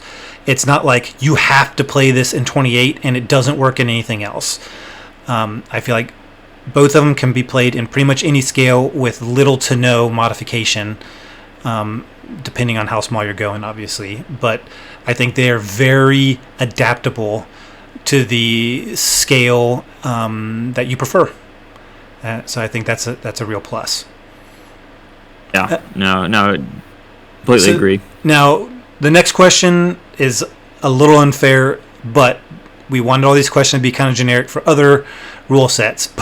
But what are your thoughts, Kentuckian, on can you play with other manufacturers' models? Yeah, I think obviously, chain of command, yes, but I think yes for both, and that's what my only thing is, both of these do a great of not being too prohibitive. I've heard of tournaments going towards, with Warlord games, and I think that's just either they're supporting a local store where it's, hey, you have to have Warlord games models. I remember a recent one in North Carolina when I was leaving a year or two ago was going that way of like, hey, at least 60% of your army has to be that way. I've never really, in my personal opinion, when I've hosted events, ever done that. I mean, people have shown up and had complete 3D printed armies and models and the way that goes. But yeah, I don't see it as being an issue right now with either one. Now I'm waiting for Warlord to push out something if that would be the case. I don't ever see them doing that. I think it's more of kind of a local TO trying to help a store out or something. But I think they've both been entirely inclusive and helpful, and that does nothing but just help the community and / companies and businesses grow together. So fully supportive of it. Yeah, so obviously Too Fat Lardies doesn't make their own models, so you're not restricted to with what models you play with. I have seen, like you have, a growing trend in the tournament scene for bolt action of WYSIWYG. So for those who aren't familiar, it's what you see is what you get. So if your army list says, this unit has one Panzerfaust, then there must be one Panzerfaust modeled on the dude carrying it. You can't just agree with the other player saying, well, this is the one that has it. That mentality tends to support Warlord Games' plastic range because they are very customizable. So it's very easy to do that. If you want to build a list a certain way with very specific things, you can do that a lot easier than maybe with metal models where it's like, okay, well, they sell them in packs of 4 and I need this one. It's just not as easy. But nothing says if you have models that fit that from other manufacturers. I haven't personally run into what you were running, is that people are saying, oh, army must be X% of Warlord Games product. And again, I think that's not a Warlord thing, that's an individual thing, and that's nothing against the rules themselves. Right? And nothing in the rules says you can't use other stuff for either one. None of them says you should only use our stuff. So I would not say anything negative about either of them in that regard. Finally, for this section, looking at so remember, this is gatekeeping, entry threshold stuff. books, supplements, or new editions, or outdated old versions? What are your thoughts, Kentuckian? I mean, I think Warlord Games does a pretty good job of this. Everybody is so critical of them on the supplements, and there's issues I have with a lot of the contradictions and the fact that one person didn't write them all, which is also a great thing, right? You want that person to be a passion. When you're talking about playing casual and tournament, you've got to meet that system where it's at, and that supplement was designed for a specific goal. It's taking theatrical World War II into that mesh. So I definitely think it gets the nod for me, and the additional books and supplements, and the one edition in 10 years is pretty amazing in my mind, comparatively to other systems that are out there. Now I do think, wow, the fact and errata is pretty thick for bolt action, and that's obviously a lot of contention with it. But I would still, look at other systems that are comparatively the same as it, and especially with the players they bring out. And if that's all we have to complain about, that's not a big issue. I think mainly, like I was saying with the supplements, it's what are you trying to get out of this? Are you trying to take this supplement army to a tournament? Are you trying to take this supplement army to play what the drafter or the author of that supplement wanted it to do? Give us that experience or that weapon system in that area of operations to give you a feel for what it was like. And so I think meeting those books on their own terms are great, but then I think you see the issue with what we're talking about. What is the desired result earlier with, is the rule set meeting that? And when you're trying to speak to a broad audience, sometimes you can have that plug and play, with tournament players that create issues. So it's out it's out there on people's ears. Is there a new additional bolt action coming soon? Who knows, right? Maybe. But yeah, for what it's done and what it's achieved and the amount of books, the one update in 10 years, I definitely think it's great. As far as Chain of Command, I think the rules have stood up pretty much. I think it's got a great community behind it, and we'll talk about that with Gatekeeping, but I think they've even had to bolster it up, but I don't really see too much of an issue. I think with the supplements, the one thing that you get out of them that are just amazing are the pint-sized campaigns, right? And those are just top-notch. You really should, if you're a historical-minded person, you should purchase those on the site and just give them a look. They really give you the feel of those periods. They're great to play with a buddy and to have those linked battles. I've only played one to my chagrin, but I look forward to kind of getting in more of those. Maybe when Windhurst gets stateside, we'll pick one up. But I think both, in my mind, do a pretty above average job with a lot of that. I think, unfortunately, bolt action obviously just has the amount of money, and if you stacked all your supplements and books up that I have, it's getting pretty high, and that's not the same with Chain of Command. However, I think, is it meeting that threshold and that system, that entry threshold, and is it being prohibitive to new players? And I don't think so at all. I think both are above average, achieving their desired outsets and still not being horribly gatekeeping about what do you need to play. Well, all I want to do is Western Desert, so I buy the Bolt Action version 2 rule set and that supplement, and I can play those theaters and selectors with the people I want. Hey, I want to play the 29th forward, and I can buy the Chain of Command rule set and that supplement, and I'm good. And there's a lot of options. Definitely more options with Bolt Action, just based on the amount of books they've pushed out, but I don't feel like any one of them is doing a bad job. They're above average on both. What are your thoughts? Yeah, so I kind of have mixed feelings, and so I'm not really sure how to look at it fairly. So generally, having started my wargaming path with Warhammer 40K way back when, I think I got out of it pretty quick because of this, in part. But I think I was 3rd edition or something. I'm very leery of lots of supplements and new editions, mainly because I kind of been burned, I guess, by Games Workshop in the sense that it felt like a money thing and not improving the community. Now, with that personal bias, I think overall, I would say Bolt Action has done well. Like you said, they're only on their second edition for the main rules, and the supplements do feel like they add more to the game. Like you said, if there's a period that is your only interest in World War II, you can get a supplement for that really lets you get more into the nitty-gritty history side of it. And I think that's excellent. But as far as the goal, what I thought the goals or feel the goals are for that set of rules, I think it is a bit prohibitive because it is used so heavily in the tournament scene.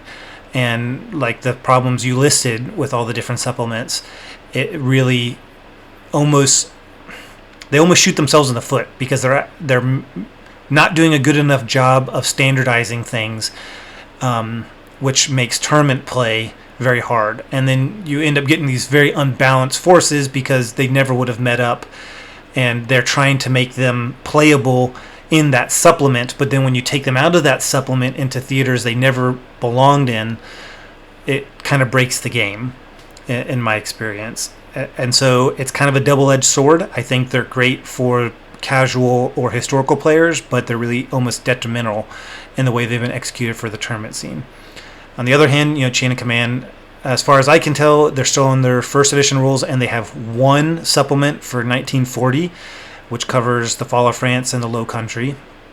In the main rules, the army list is pretty encompassing, but again, if you wanted to play a specific theater and you wanted those details, Chain of Command, it doesn't offer you a whole lot there, as far as like I really want to get the flavor of this theater, Northern Africa or Italy or Sicily or things like that.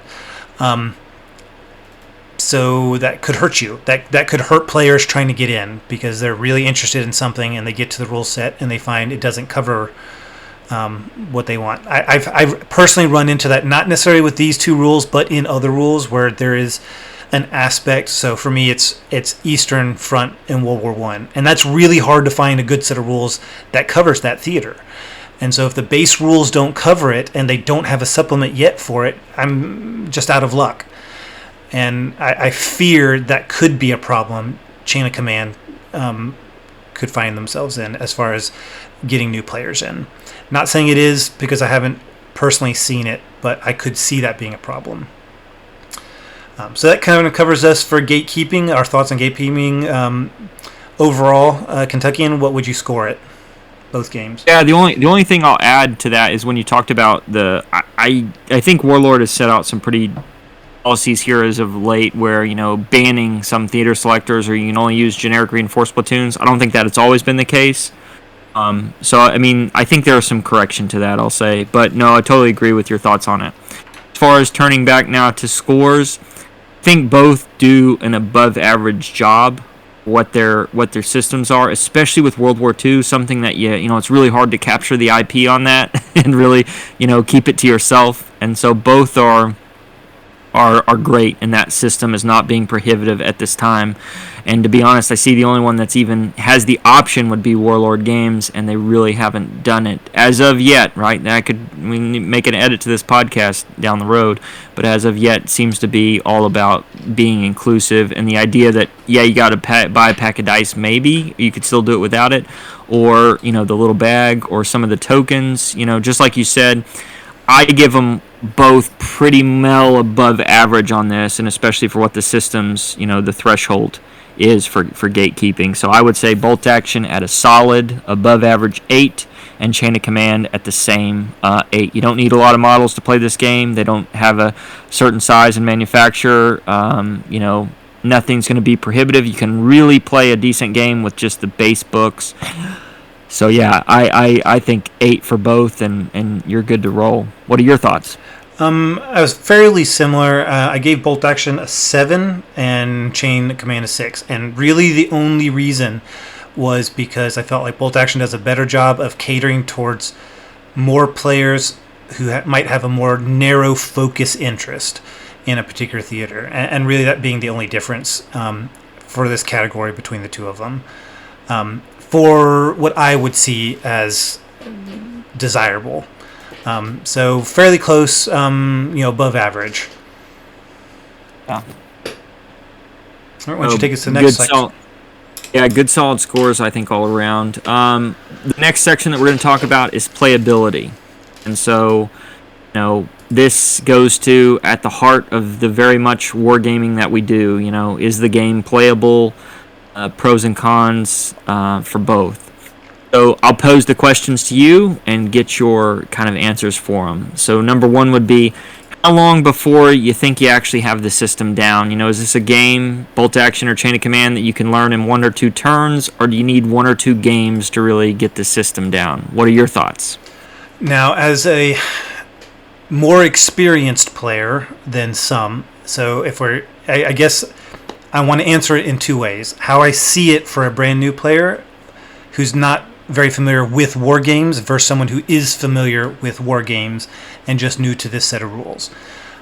So I felt bolt action was, by the end of the first game, I had a pretty good idea of the basics and being able to run through the turn sequence and have a good idea at least of mostly what I needed to roll and the modifiers and things I was looking at.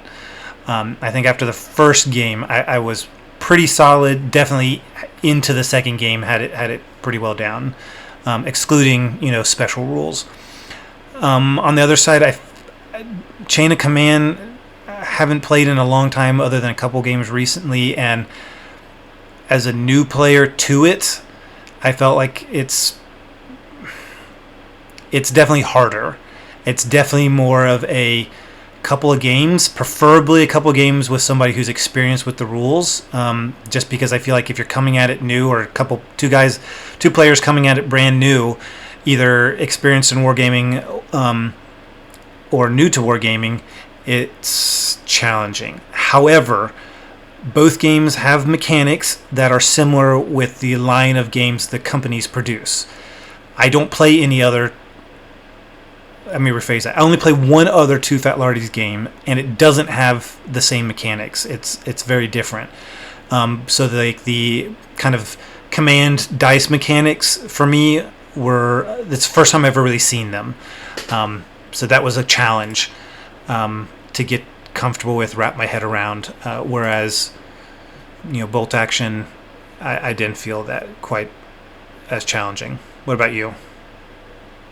Yeah, I think bolt action is probably, it's a cut and dry, but it's what you get, right? I think 1 or 2 turns you can get that system. There is a lot of, kind of base knowledge that takes 2 seconds to pick up. Now that creates the issues because there's not the tension, the depth that some might like out of that system. But I think playability, how long does it take to get the system?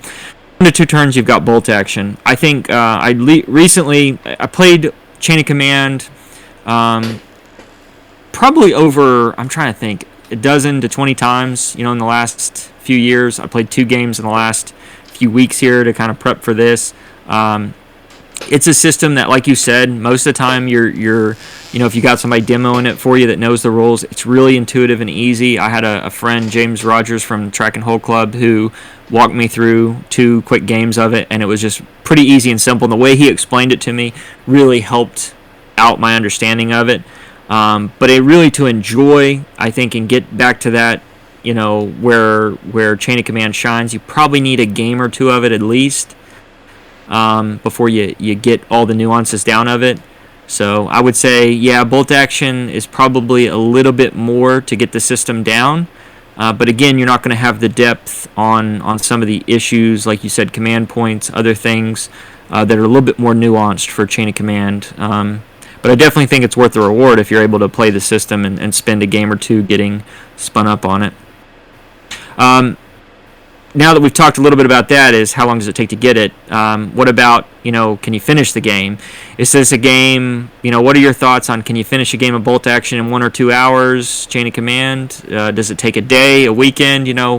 What does it take to get a game in? What are your thoughts with bolt action and Chain of Command on that? I think both of them are pretty similar. They're skirmish level games at heart. If you play the rules as written, with mechanics that the games allow. So, bolt action is very friendly with setting a number of turns before the end of the game. Chain command kind of has like a break point when one force is broken to the point where they can no longer continue the fight. And so within those mechanics, without having to come up with other methods, and if you're playing them at the scale that I feel like they're written and intended, it's a 2 to 4 hour game. If you're lucky, if you're really unlucky, it might be a short game towards the 2 hours, and then if it's a good, decent, hard, fight throughout, it might be more to 4 hours.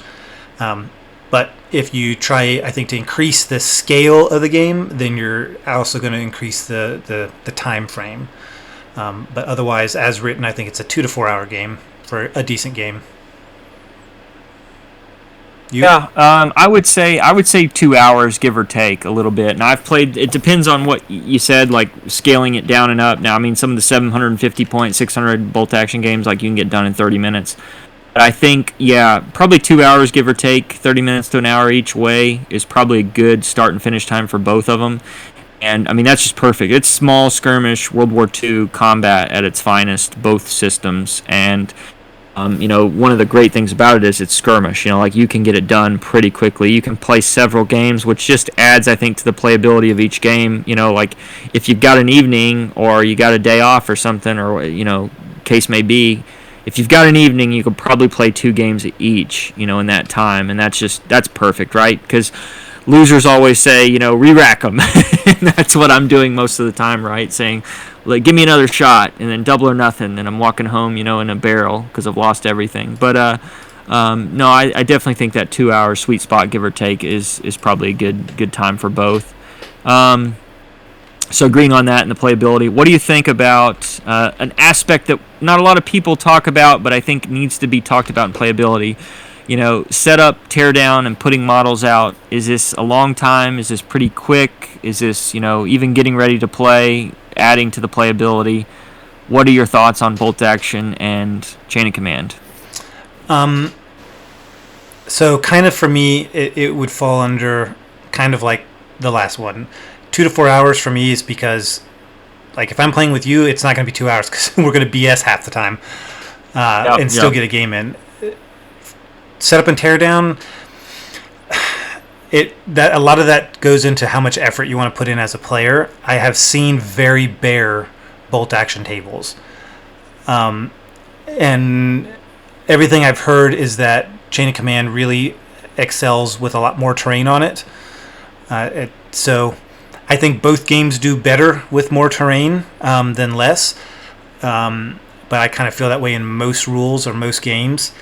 So I would put them about the same as far as tear up and Hannah. I wouldn't put a number on it. It really just depends on your collection, what you have access to. But I would say for skirmish games in general, you're expecting more stuff on the table. So it is going to be a little bit higher setup time than maybe a big rank and file game where you need much less terrain on the table. But you're also playing on a smaller table. So I would still say it's a bit more on the higher end for setup and teardown. What are your thoughts? Yeah, I think the skirmish games, I like you said, I think sweet spot is definitely a good dense battlefield so you can maneuver and stuff, especially with the handful of models. 20 or 30 guys each side, 1 or 2 vehicles is kind of the sweet spot, I think, for both systems. So out of all the games we play, I'd say it's probably on the lesser side, of what's in... lining out huge ranks of 200 or 300 models, right? That's true. Not the case here. So, but I would still say pretty easy, and that kind of adds to the playability of, it can be quick, put everything out and get a game rolling. As far as, so I think we're both on the same way on that. The next question here I'll ask you is, does the result normally fit the game or the desired achievement? Do you feel like the game normally ends how it should? Do you think it recreates that? Do you think it's what are your thoughts on that? For me, bolt action really depends on who I'm playing with. So when you and I play, I feel like we're not gamey. We don't really go for the meta, so we're going to play it as though we were the commanders on the table. And so I feel like bolt action really gives me that feel. Using the rules for the most part as they are. There are some things that at the end I don't feel like certain weapons functioned as they should or as effective as they should have been, and that kind of leaves a sour taste in your mouth. But overall, with a good player, it gives a good result, the result I want. However, you can get players where they, like I said in the example earlier, they're going to ignore what a real commander might, because they're going to hyper focus on the mission because they know the game. They know maybe this anti-tank gun it's a one shot. If it's really lucky, it might do you some damage, but odds aren't in its favor, kind of thing. So they might just blaze on past it. Or on the other hand, Chain of Command, some of its mechanics I feel like really hurt it in its playability. So at the end of the game, I really felt like the last one I did, it's like, and I'll talk more about it in the next section with mechanics. But it definitely has some mechanics that you're more at the mercy of the mechanics, I feel like, in Chain of Command, whereas Bolt Action, you're more at the mercy of the player you're against. I think that's the best way to put it. Based off, is the end result going to be a good feeling game, or feel like I think it should have gone? What about you? Yeah, and this all goes to playability, so I think we're kind of hinting at what we're going to get into with rules, mechanics, and those things, but I completely agree with you on that. I think that, bolt action, even if dice and those things come out of the bag in a million different orders, and a very variety, I think you're still not beholden to sometimes the tension that can create it in Chain of Command with the phases and how those dice trickle down. I think they can definitely be, swingy, and that goes to movement rates and some other things in that game. But I would definitely think bolt action for the most. If you're looking at how the game is supposed to be set up and those things, most of the time both sides have an equal amount of chance, regardless of whether you brought a tiger or just a bunch of infantry, and so you'll have some like pro and con based off that. Whereas Chain of Command, where you've got a lot of tension in the orders and the dice and how they trickle out. Not to say that that's wrong, but yeah, that sometimes doesn't give me that result I think should have came out of it. But no, so how do you think you score both on playability, Bolt Action and Chain of Command? I think I would score them fairly close, above average. I think Bolt Action I gave an 8, because I feel like for me it's very quick to pick up. You can finish the game pretty quickly. Average setup teardown for a skirmish game, and generally because I play with like-minded players most of the time, the ends result, victory or loss, it feels right. Chain of Command I gave a 6 because I felt like it was harder to get into rules-wise. I was not fortunate on this last time to have an experienced player run me through it as I was preparing for this, and it had been a while, so I felt like I was struggling just getting back into it. Time of play, setup and teardown is the same, and then the end game, how the end feels, I felt like was a bit of a miss because I felt it was so subjective to the mechanics, and not in a good way. Like, if the mechanics feel like they represent the period right, and it's like, okay, well, I lost because I just unlucky, versus I lost because the other side had an advantage on player tactics or the table setup or something like that. I feel like I'm more likely to get an unsatisfactory game out of Chain Command because of the difference in the mechanics. But what about you? I think Bolt Action to me, I didn't give too many of these. I'm like the candy man over here, though. I'm giving out high scores now, and you're just beating the crap out of these rule sets, right? But no, I think Bolt Action, I gave a 9. The playability is there. I mean, that's the one thing that's above all. That's where it comes out and shines, is depth and some things that people want, and the tension, other parts of the rule set. It's definitely playable. It's definitely, I could pick up throw a dart in a crowd and find somebody who's not a wargamer and teach them the game in a few turns. So that's why I think it goes to the 9. I think everything else, the systems are so comparable that there's a lot of equalness to them. It's just what do you want to place the importance on. The playability for Chain of Command, I think it is an easier game than most. I agree with a lot of the issues you said in the tension and the mechanics kind of fighting against you. Again, if you're a Too Fat Lardies player, that's how the rules have been drafted, to get that tension into you. It's not always, fair, and sometimes it can be prohibitive. But I think that Chain of Command is still moderately, just a little bit less playable than Bolt Action. I'm talking about a fraction in my mind. I give it an 8 because I think it is a pretty straightforward game. Like you said, 100 pages, a lot of depth, but still pretty easy to get games in. And maybe fortunately for me, I had James at the Track and Hole Club walking me through, and so it felt like just kind of riding a bike when you got intuitively what the system was trying to get. But no. Good scores, I think, from both of us out of the games, especially with what it's trying to get, and we both think it's a playable game. But what about on the rules? I'll let you talk about that section next. Yeah, so this, I feel like we're going to have a lot to say on both sets here. But rules, mechanics, and kind of the nuances of the game. So the first question to you, Kentuckian, is simple or complex? What are your thoughts for either game? I've heard it with a lot of systems. I've heard it a lot with Bolt Action, right? It's easy to learn, hard to master. I think Bolt Action is extremely simple. I think a lot of the people's, rivet counters and counters, as far as World War II goes, have issues with it because of its simplicity, but that really adds to the game. I think Chain of Command is on the, easier side of games. I think there's some issues with the, that give it complexity. That's a good complexity. That's what the authors want with the Too Fat Lardies, on the tension with,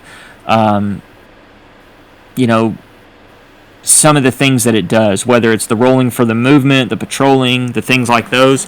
So I think it's not as simple as, maybe Bolt Action is the checkers and it's the chess.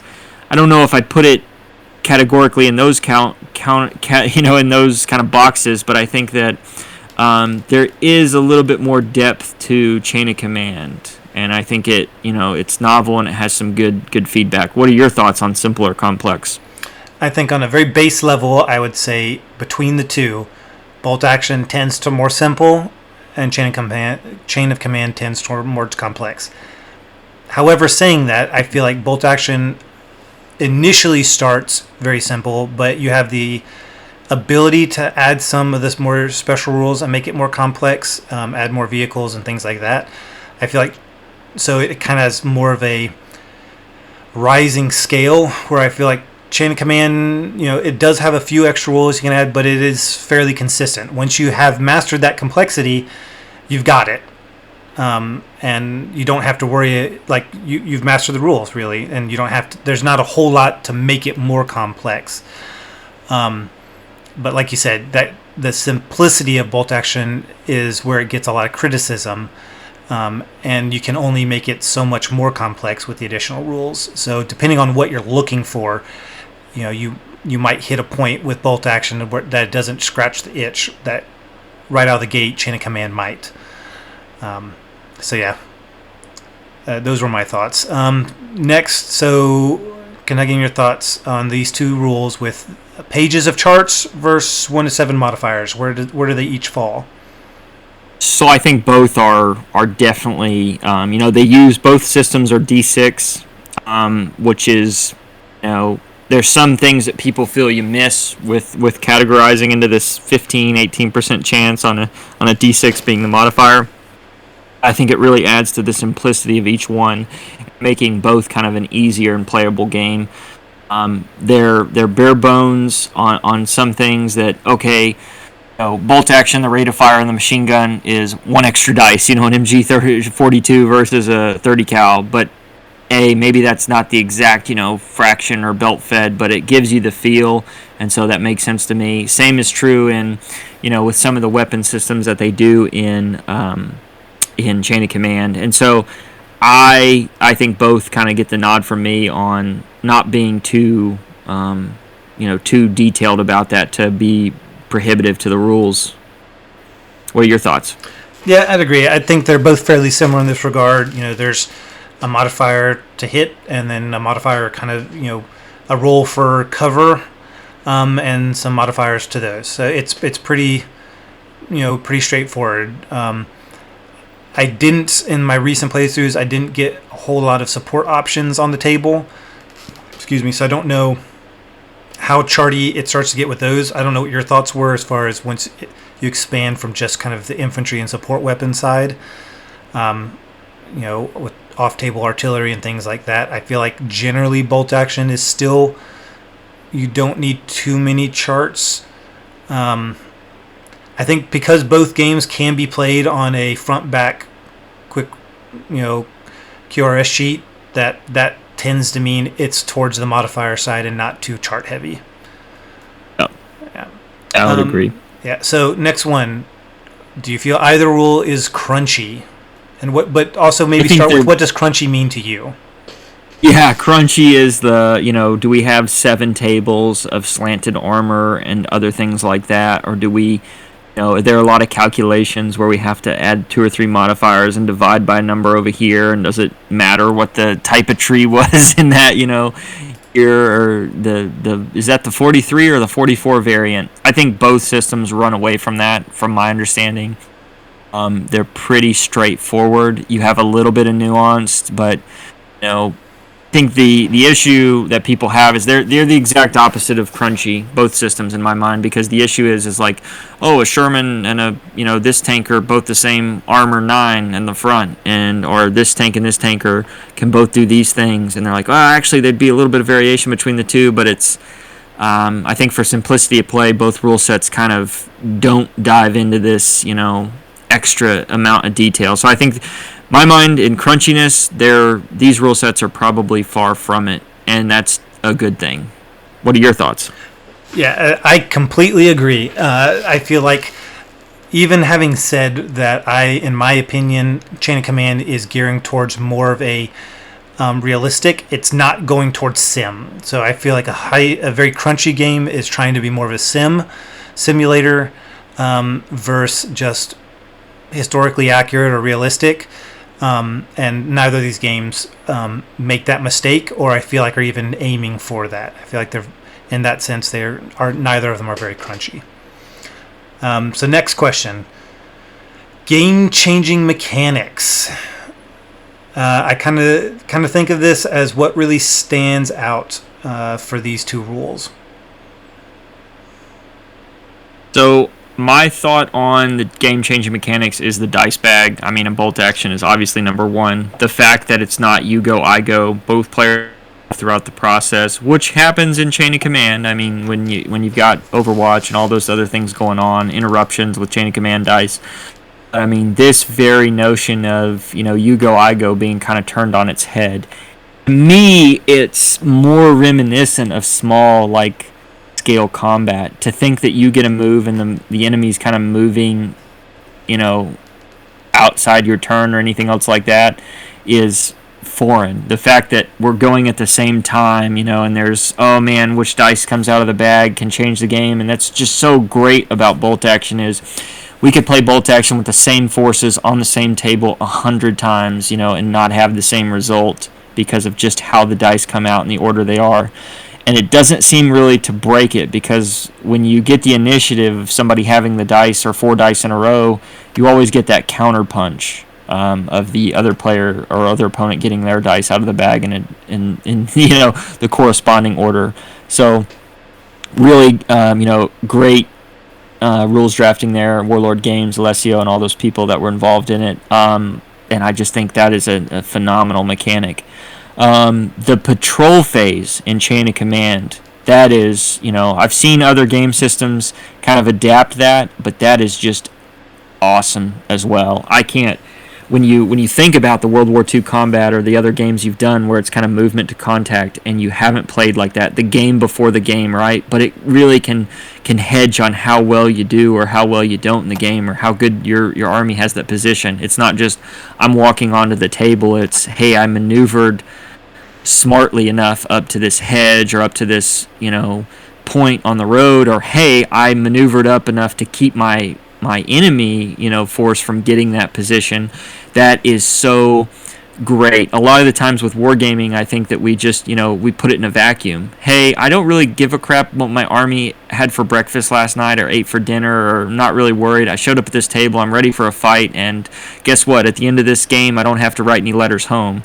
But in my mind, the patrol phase kind of at least gives you an inside to out the game before the game with, how did we see this? How did this platoon of guys get here? And why are they in the position they are? And that's just, it's awesome. Top notch, in my mind, to both of those systems. And both of those things for me are way above, and definitely, you should buy both rule books just for those kind of add-ons to the system alone. They're groundbreaking. What are your thoughts?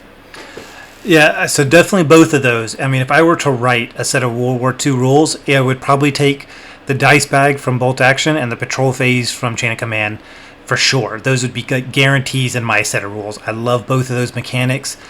I have seen other games do something similar to the way Bolt Action does their activation, with kind of this randomized, activation dice or chit or something like that. And I feel like it's a real solid way to add that tension and keep the games feeling both realistic in anything to really avoid the I go you go, for I do all my stuff, you do all your stuff. I feel like this is one of the best ways around that.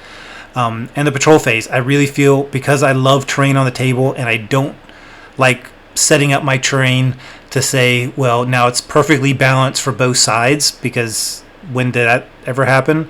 I feel like the patrol phase allows you to set up a realistic looking table and fight a balanced game, in the sense that you don't feel cheated because of the table layout.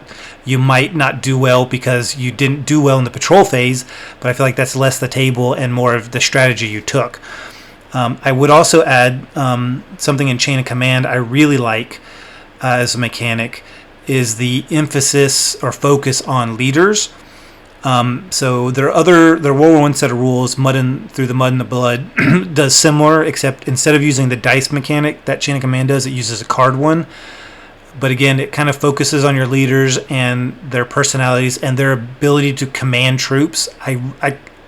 I really like that in Chain of Command, because it really feels like at this point in history, you don't have a whole lot of initiative, or you don't rely a whole lot on the initiative of the grunts. Depending on the army, there's very different between armies, I would say. Some armies encouraged initiative at the grunt level, and others didn't. And so I feel like they did a good job in the rules of saying that there's a decent chance that the section itself is going to have the initiative to do something, but it's much more likely the importance of a leader directing a section or a team to do something. Saying like, well, they're going to stand there waiting for orders, and here's the orders to activate. And I kind of really like that mechanic. I think it's very well done in Chain of Command. However, I'll talk a little bit in another question about where I think it kind of breaks down. So, next section, any rules breakdown for you, Kentucky, in either set? Any rules breakdown or kind of don't make sense. Yeah, I would say, bolt action, you've got the close combat, I think, there's two things that really kind of get me. I think close combat is, I don't know, I defend close combat, and because I think, grenades, okay, they aren't in the rules, but it's accounted for the fact that, mount, or basically this quick hand-to-hand combat or in-building fighting or anything that's going to happen in World War II is going to be quick and deadly and bloody. And, the fact that you lost that by a dice roll and your whole squad's gone. Well, this isn't, we're not talking shields and swords here. So I understand the people's issues with it. I kind of have an issue of it myself, but it's still, I think it can be done a little bit better. But as far as for speed and everything else that it does in quick play, I'm there for it. I think another way that bolt action, breaks down, or at least an issue I see with it in people, is the exceptional damage of the weapons team. Okay, your sniper hits a 50 cal, or MG42 with 3 guys, machine gun, and they run away if it kills one. I've posted even on my little Facebook page, hey, react to sniper in the infantry doctrine is break contact and run away. I know the rule set says that it hits the weapon and immobilizes it, or whatever the case may be, but in my mind, the guy got hit between the eyes and they're shifting positions for the rest of the battle. They're falling back to the rear. They don't know if he's got a bead on him, and then they're maneuvering around to be more of an add-on. So I think those in bolt action really, really frustrate people. My kind of honorable mention for a breakdown would be vehicles and how their point cost and so prohibitive in bolt action. The Tiger's 450 points and it only gets maybe 6 shots a game, 5 shots. It doesn't do anything, and it's supposed to dominate the board, and you can just ignore it. I stand by Warlord's point costs of vehicles right now because I do not want to turn that game into a armored platoon fighting game. All right, they should be pretty prohibitive. That's an infantry fighting game at bottom, and I think that's where it should stay. So, for those that are trying to get, all these sexy vehicles into bolt action, there's some friction and some breakdown there, and, I think rightfully so on some of those fronts, although I think they can be maybe a little bit more nuanced. As far as chain of command, I think the swinginess of the movement and what you have with the phases, although I've suffered, even James and me playing, he got a few phases in a row on me in our games, and it wasn't huge, creates a difference, but I could see that being an issue. And another thing about chain of command would be the movement, especially where you're rolling the dice. I know when we played a lot of Sharps Praxis there in Lexington, we basically had, one die was going to always be a 6 to give you some stability, and then you rolled the other one, so you kind of had some variation there. It gave you a little bit more consistency. This goes back to, I think a lot with chain of command is where should the friction be? And, I think me and you harken back to this when we talked about Warhammer Ancient Battles and Hail Caesar. Well, if you tell a unit to do something and it doesn't do anything, that creates... I brought the army to play with. And I totally support the friction, that rule set Hail Caesar has in where you're telling people to do things and they maybe fail. But, the difference between going 2 inches and 12 in a run is way too over the top as far as, in my mind, friction. You need a little bit more consistency in that. And some people may say, well, you tell your guys to do stuff, they won't do stuff. Yeah, but you can't even really plan for. Any best laid plans or redundancy, you have no idea what's going to happen. And I get it, in small platoon tactics there's some kind of holding on, but I don't like the fact that I won't know my guys won't bound at all, or that it's so dependent on a die roll. And the phases don't seem to bother me too much, although I have to say wholeheartedly I've never really been burnt by 3 phases in a row or something like that. But I could see it being a huge issue if it did happen. I could talk about those systems for hours, but I try to at least distill down, the breakdowns or don't make sense to me in a concise manner. What are your thoughts on them? Yeah, so for bolt action, the biggest breakdown has been in certain support weapons. So bazookas, Panzerschrecks, anti-tank guns, things like that. They get one shot, and I feel like the roll's too penalized, and it's like, yeah, I might be shooting down the table, but I don't know if it's sometimes the weapon scale doesn't match the weapon scaling for ground scale that some of the small arms do. I don't know. I just feel like an anti-tank gun if you've got it looking down one road, your opponent should dread the thought of sending any other vehicles down that road until the infantry have neutralized it. But in my experience playing bolt action, that's almost never the case. Yeah, they might get a little worried on the if they just drove straight up to it, but normally they can, I don't know, the vehicles feel like they can engage much more effectively at range than an anti-tank gun can. Yeah, I don't know, that's been something that doesn't feel right to me. And maybe I just need to research more. Maybe that's pretty accurate. Maybe they weren't as effective as I'm under the impression they should be. I get, like you said, kind of close combat. I definitely see it making sense from a playability standpoint, and that we want close combat and we want it to be quick. I also understand it from the standpoint of it's not sword and shield. They're not going to engage in melee and then fall back and regroup. It's going to be tooth and nail to the death, and last man standing kind of thing in that period. And I think on the surface at least it gets that, but it definitely misses some nuances. I think for chain of command, I am not a fan of the dice mechanic for the phases and for unit activation. It is something they use in a number of their rules, where the roll of a dice is associated with different things you can do. It's just not my preference. I don't know. I just don't really. I feel like adding that as the point of friction, and we'll talk about friction here in a second in the next section.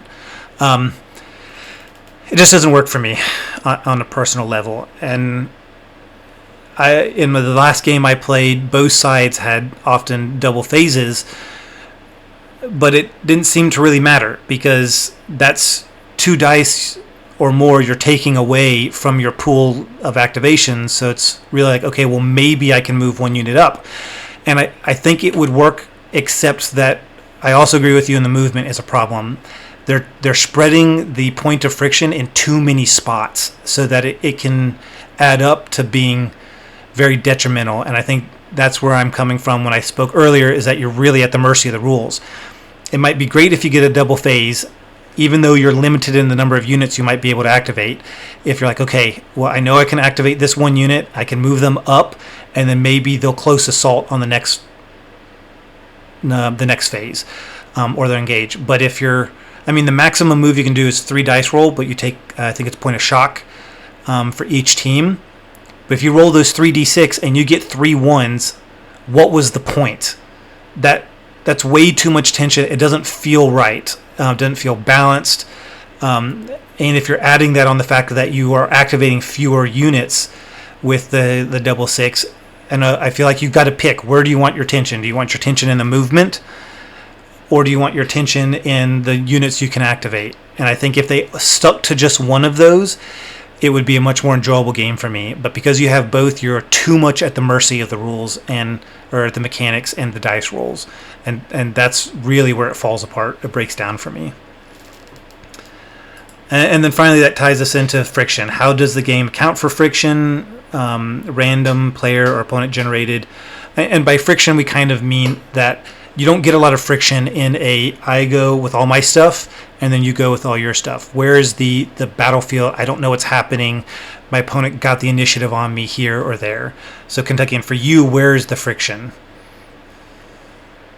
How does I would only want to make an honorable mention here on the rules breakdown is, before I talk about friction, is the horde armies having more dice, so having better communication. I had it written down here and I just forgot to mention it.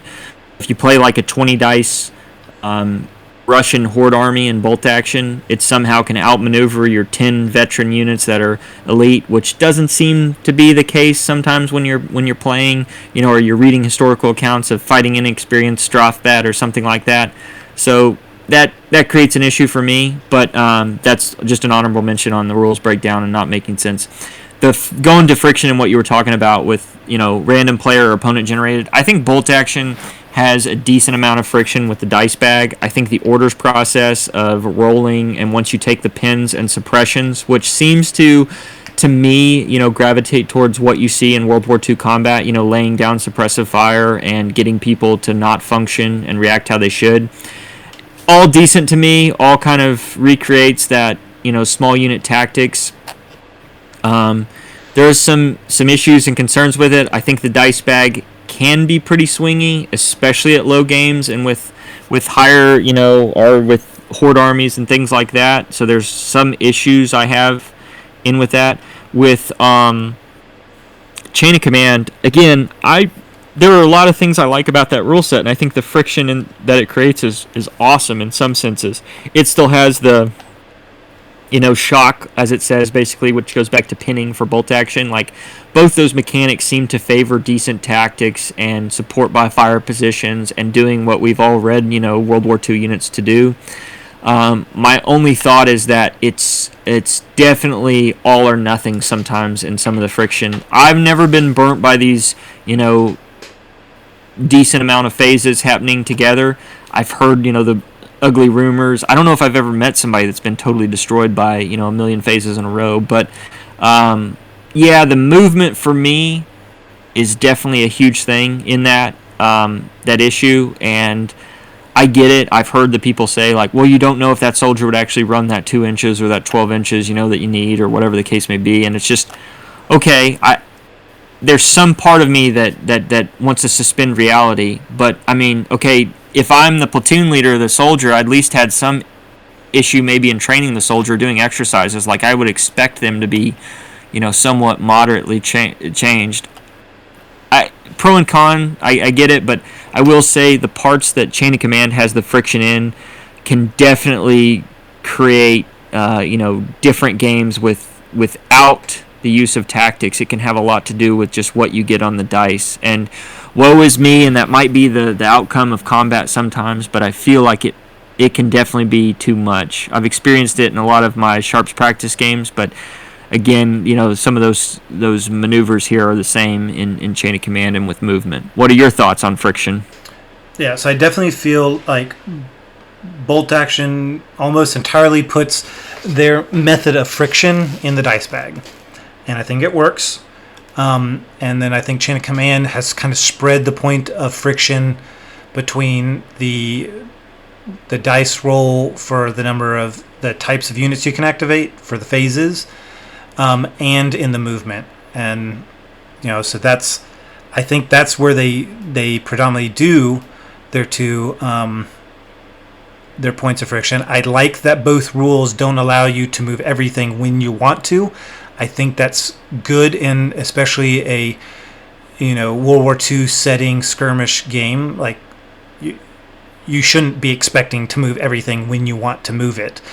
But I think where Chain of Command falls behind is that they've spread it in too many places, and they can pile up on you. Also, Chain of Command tends to be very penalizing in their modifiers, as far as like, the range you moved and this and that, and it's like, do I ever shoot? Is there a point to ever shoot unless I stand absolutely still and do absolutely nothing and haven't been noticed? And by itself, it's not really a problem, but when you add the compounding problem of having the friction in multiple spots, I feel like you got to pick one. I think the movement could be fine if it was just the movement. For the point, the source of friction, I think that dice pool could be fine by itself as a point of friction, but I think the way having it in more than one spot, you just run the risk too often of them compounding each other and it just not being a fun game. Yeah, so I think that's really where I run to when it comes to friction. So scoring, Kentuckian, why don't you run us through your scores for both games?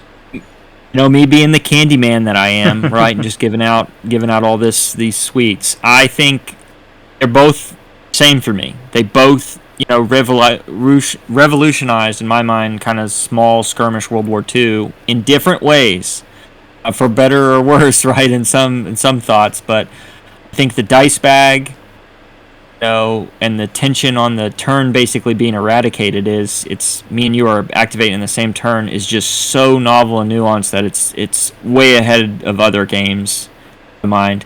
Yeah, close combat has some issues with it. Still, I stand behind it. Some exceptional damages and how things interact. Should a 50 cal be able to put D2 pins in bolt action rather than just D1? I'm not totally opposed to some of these things, but it's head and shoulders above a lot of games in my sense, and so I give bolt action a 9 out of rules, mechanics, and nuances and all of those things. Chain of command. Before I even say anything while I go into it, I'm giving it a 9 as well. They are dead even for me. They're biting the apple from two different sides. The patrolling is just way ahead of its time. It's awesome. Like I said, me and you have talked about even putting this into other systems that don't even require it just because it's so nuanced, cool, and the interpretation the Too Fat Lardies took to it, can't say enough about it. The phases, I like the fact it's just another way to kind of talk about how it's not you go, I go, but it can happen. I agree, when you roll that many sixes, like, okay, I can only move one additional unit or maybe two, so what's the purpose? But it's enough to make it not just a, swing, counter swing kind of game. Even with the double phase and all the issues that I have with movement as far as like being too swingy, there's a lot of issues I think in Chain of Command that can be too swingy. Same can be said with low dice games and bolt action. But all in all, I still think it's a phenomenal, mechanics, the systems, and what they're trying to draft. A lot of issues still yet, but even with it, I think the goods outweigh the bad substantially, and so I give them both dead even a 9. What are your ratings? I'm definitely not as kind as you. I gave bolt action an 8. I think it is a nice, simple set of rules that does a decent job of capturing World War II combat. It's got a good friction mechanic with the dice bag I really like. And I don't feel there's too many breakdowns in the rules that affect either enjoyment or feeling like a proper World War II game. Chain of Command, I gave a 5. As much as I love the patrol phase and the focus on leadership, the importance of leadership for activation units, I think those are two really big pluses, but I think they're strongly countered with the compounding problems you run into and having friction in too many spots. I would rate it much higher in mechanics if only one of those was the point of friction to me. So as much as I like those two components of the game, the two components of friction really hurt my enjoyment of the game and desire to play. So I'm going to have to leave it at a 5. So why don't you take us to the next section? Okay, our next section is going to be, we've seen a lot of rules reviews not do this, but I think you've got to. If you're playing a war game, most of the time, unless you're solo playing, you're playing against an opponent, and it needs to be discussed when you're talking about rules and what the system is out there and what people are playing. So in this section, we're talking about opponents and player community. And we want to dive into a few questions here about what your thoughts are with it and how we compare and contrast both bolt action and chain of command. So the first question I'll pose to you, Windhurst, is if I pick this game up, will I find a local opponent? What are your thoughts? Generally, I would say yes to both rules. I haven't been someplace yet that doesn't have a wargaming community nearby that doesn't also play bolt action or have somebody in it who plays bolt action. And if you're willing to drive a short distance, you're probably going to find a tournament nearby. I think it's very easy to find players for that. Chain of Command, maybe a little bit less, but I think that's more to do with the fact that bolt action gets more advertisement, being that Warlord Games has bigger budget for it, so you see it a lot more, and since they have their own minis, you see those on the shelf, and so I think it draws more players in. I think when we were both in North Carolina, I think there's a big bolt action community around you, and up near Raleigh there's a big chain of command community, and so you kind of have your pick depending what you felt like. I struggled a little bit where I'm at right now. Just when I reached out looking for some players, I didn't get a whole lot of response for chain of command, and I could have just been asking in the wrong pools. I'm fairly confident there's a decent number of players around here. I just didn't find them in the numbers I was thinking I'd find them initially, but I'm pretty sure they're there. So I think, yeah, either rule set, you're going to find people locally to play in most places. What are your thoughts? I would agree. I would just say, yeah, if I pick this game up, will I find a local opponent? I think definitely, bolt action tends to, where it's so tournament based and there's always events going on, no matter what, it's marketable pretty well. James, is a kind of a diamond in the rough out here in Tennessee. He does a lot for putting on games and kind of spreading the lard, as it's said. I would say bolt action, will probably edge it out by just finding a local opponent, but I definitely think both games, especially being out there a decade, have their, a decent amount of people. Next question, are there conventions that support this game near me? What are your thoughts on that? So for bolt action, I think you will find bolt action specific events in most area. Well, so speaking for the United Kingdom and for the USA, you will find bolt action events specifically in just about every state in the Union. And in the United Kingdom, you will find bolt action events, tournaments and stuff within a reasonable, maybe 1 to 2 hour drive. I think no matter where you are in the United Kingdom. I haven't seen any events specific for Chain of Command in either location. However, I would say that in wargaming conventions in general seem to have support for both. Though it's normally you'll have like demo games or participation games of Chain of Command and a tournament of bolt action at the event. That's been my experience. Has yours been different? No, I would say that's spot on. I think that conventions, and again, this question just being specific to conventions, I think I normally see a bolt action tournament at a convention. I don't see it as a kind of a con game for the most part, or a maybe demos probably. I've put on a few demos at conventions and things, but at Chain of Command I see as a demonstration game, or most of the conventions, and again being a lot here on the Eastern Seaboard, have at least a handful of Chain of Command games going on. So I think there's great representation at both. So yeah, I would say yes to both on both of those. Next question, are there local clubs that support the system? What are your thoughts on that? So generally, in my experience of 20 plus years of wargaming in the United Kingdom and the United States, it's really dependent on the clubs near you, in that most clubs or local area players tend to play one set of World War II rules. They'll either heavily favor games like Chain of Command, they either heavily favor bolt action, or quite often I see groups that they're not really happy with either, so the group writes their own set of rules. That's really the three main set of World War II rules I've seen, is Chain of Command, bolt action, or homebrew. Skirmish. Yeah, for the skirmish level specifically. And I haven't really seen a mix in a club or a group. I don't know if your experience is different. I would say I would agree with you. In North Carolina, there was a good club up in Raleigh, I think, that supported it pretty decently. From what I'm remembering, I wasn't able to get up there too much for any of that gaming, other than the convention that they had up there. As far as, here in Tennessee, I think James and Track and Hole Club, that's his go-to, and he does an amazing job. I highly recommend people to look at he did a Premisal Bridge scenario that was just outstanding. Terrain looks awesome. I know they posted on their site. Go give James, add to that group and just comment on his stuff, because it is top-notch. He is a great GM.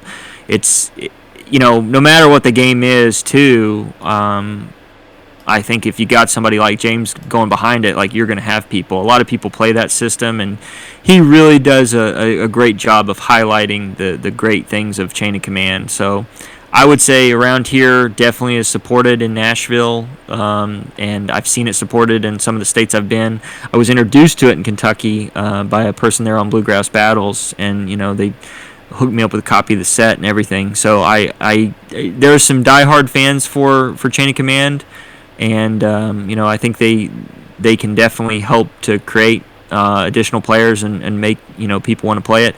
As far as bolt action goes, it's such a quick and easy system, and it's so similar, 1940K as it said, that I think a lot of people support it for that. And I think it probably does one of the best jobs of creating opponents from other sci-fi systems out there, or that are just getting into historical wargaming, for how similar it was to some of the older systems that are out there. So definitely, I think on most of these local opponent conventions and local clubs, I think bolt action is going to edge out Chain of Command, but I think, as far as the rule sets go, bolt action and Chain of Command, I see them as the gold standard for World War II rule sets. I see you're always going to mention their names in Skirmish World War II in any convention or club that you're at, because they're so nuanced. They have such a devout following, or wide following, that you can't help but hear them.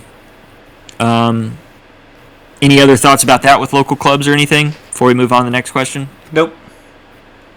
So the next one would be, do people house rule the system? And if so, is it the same game with those rules? Me and you have talked about this, I think, in the past, just on other topics, but sometimes, people will have systems, and then a local club will just, out of the rules themselves, where it's almost unrecognizable or anything else like that. Or bolt action, I've seen that come out with not so much on the system, but one or two kind of house rules are just clubs or local groups misinterpreting a rule, and then when you get to a tournament or you get to a bigger event and you play people, you're like, oh, that's actually not how rules are written. But I think that's more or less mistake rather than is it a different interpretation on purpose. For Chain of Command, I haven't seen anything too bad. I've seen some people do some of the movements as, hey, you're only going to roll this one dice instead of both for movement to keep it kind of simple. But with both systems, I really don't see it as being beyond recognizable or anything other than a mistake or maybe a tiny switch. What are your thoughts on, do people house rule the system? I'd agree. I haven't seen a whole lot of people house ruling either one. The only thing I would probably say, if I were to run regular games of Chain of Command, I'd probably be house ruling it, just because there are parts of it that I take issue with. But not enough, I think people would say it's not the same game. I mean, I'd probably just be, I don't know, like a minimum, the movement mechanic, I might be like, well, if you're doing a normal tactical move or something, it's 6 inches, and then a run is 6 plus d6, and the sprint is a 6 plus 2d6. It would just be a small change, something like that. So yeah, I haven't seen, and I know you and I sometimes use some slightly different rules for bolt action when we play, just because we want a certain style of play, and we just choose to ignore or a certain mechanic a little bit, or bend the rules a little bit. But yeah, I in my experience, I same as you, I haven't seen people house ruling it to the point where I wouldn't recognize it. Okay, what would you rate them both on far as opponents and player community? Pretty close, and both pretty high. I gave bolt action a 9 and Chain of Command an 8. And really, the only reason bolt action beat out Chain of Command is bolt action rules has the benefit of Warlord games, and the marketing that goes along, and having the models on the shelf for that game, I think, just draws in more players.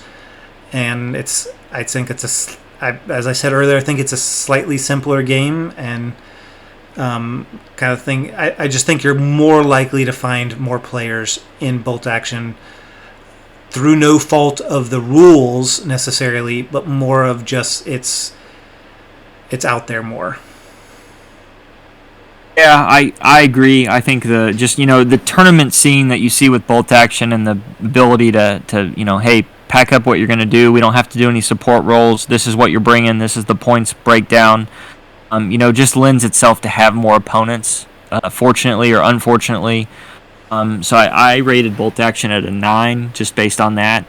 I rated Chain of Command at a solid 7.5. I think Chain of Command is out there and it's not going anywhere, and it definitely is a good system, and it's got a good following. It's got a good group of people that I think are behind it. And so, although you can't really play it in a tournament sense, a lot of great demo games and pint-sized campaigns and stuff going on that definitely support it by the players. So why don't you take us away in the next section? Yep. So I feel like we're going to run through this one a little bit fast because I feel like it's going to be fairly one-sided. But we're going to talk about support from the publishers, creators, and the company. So last one was player community. Excuse me. This one's more from those who made it and put it out there. So Kentuckian, what are your thoughts? Does the company, the publishers, creator, and company, do they provide updates in Areta regularly? Yeah, I think bolt action does pretty decently. The quarterly ones here, yeah, pretty regularly. I think obviously, with Chain of Command, it's not too regularly, which needed or none needed. Not too regularly. I will say I've seen a lot of answers for Chain of Command on their Facebook groups and some of the things like that and other community forums. So I don't know how official that is, right? But that's pretty decently regularly when it's responded to. What are your thoughts? I would tend to agree, though I don't think it's a negative necessarily for Chain of Command. I think because of the nature that bolt action is so heavily played for tournaments, it kind of necessitates a lot of updates and clarification from the publishers because they like it. It's good for business to have tournaments, and as things change, as they add new things, people are going to have questions and problems, and so it's necessary for them. I don't think Chain of Command needs it. I don't think they need a lot of updates. And like you, I feel like I've seen the publishers themselves fairly active on Facebook and stuff, answering questions, and I don't think you get a whole lot of that from Warlord Games. There's a directly engaging with the community to answer questions. I mean, you have people very experienced with the rules that I've noticed, partners, if you will, with Warlord Games, answer questions, offer clarification and things. But I don't think the company engages with the public directly as much because they have their Aretas that they push out. So those are just two different ways of doing things. I don't necessarily think one's necessarily better or worse than the other. But yeah. I've seen Alessio comment. I've seen a few kind of direct, or people share the forums on what Warlord Games responds with on a rules question, whoever it is that's drafting it. But I think it's decently regular, so no issues out of that. Yeah.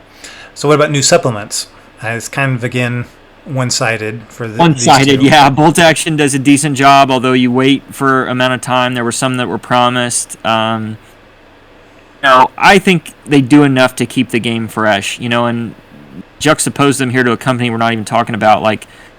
And if I don't know who the gold standard is on cranking out supplements, when you should, I'm happy and totally supportive of bolt action and Warlord Games and how they've done it. No really two issues.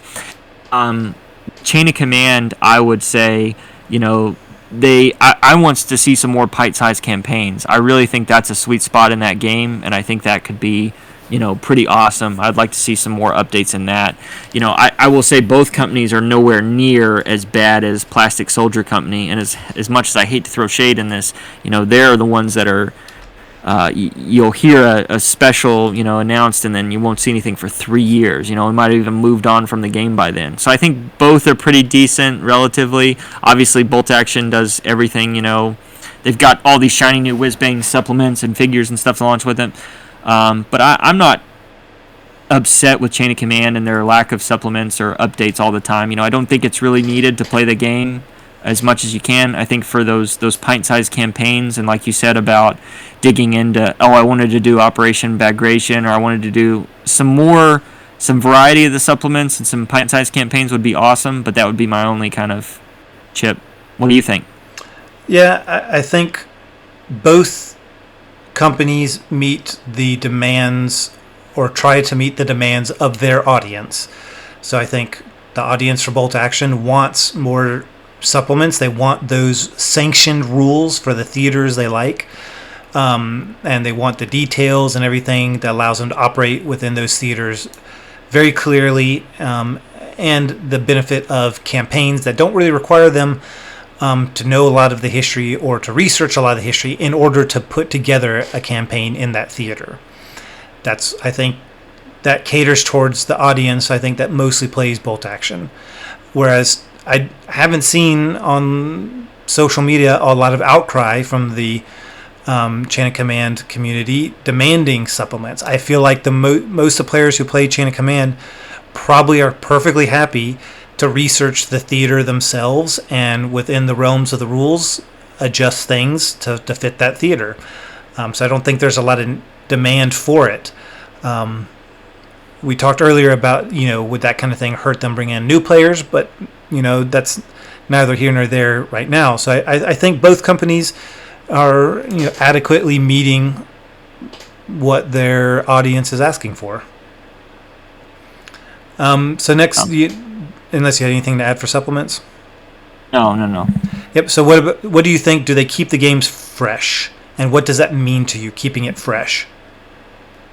I think, you don't want to play, players will get kind of burnt out with the stagnant system. If they're playing the same game and they show up at this same table and everything else is kind of nuanced, even with the dice bag being the way it is in Bolt Action. I think the supplements with the erratas keep the game moderately fresh. I think it's enough changing where if you want the variety, it's out there. You can take it with a supplement. You can play different armies and still play kind of the same game.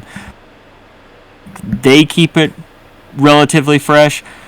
I think Chain of Command, it's is the audience wanting it refreshed? Is it fine where it's at right now? So I would say the nod would probably go to Bolt Action on that, but again, like kind of you had mentioned earlier with supplements and everything, I don't think the push is to by the community and Chain of Command is to have any updates. I think when you have tournament-based games or historically minded games, or you have a huge company behind you trying to push miniatures and additional supplements, then the push might be to update, refresh, do these things that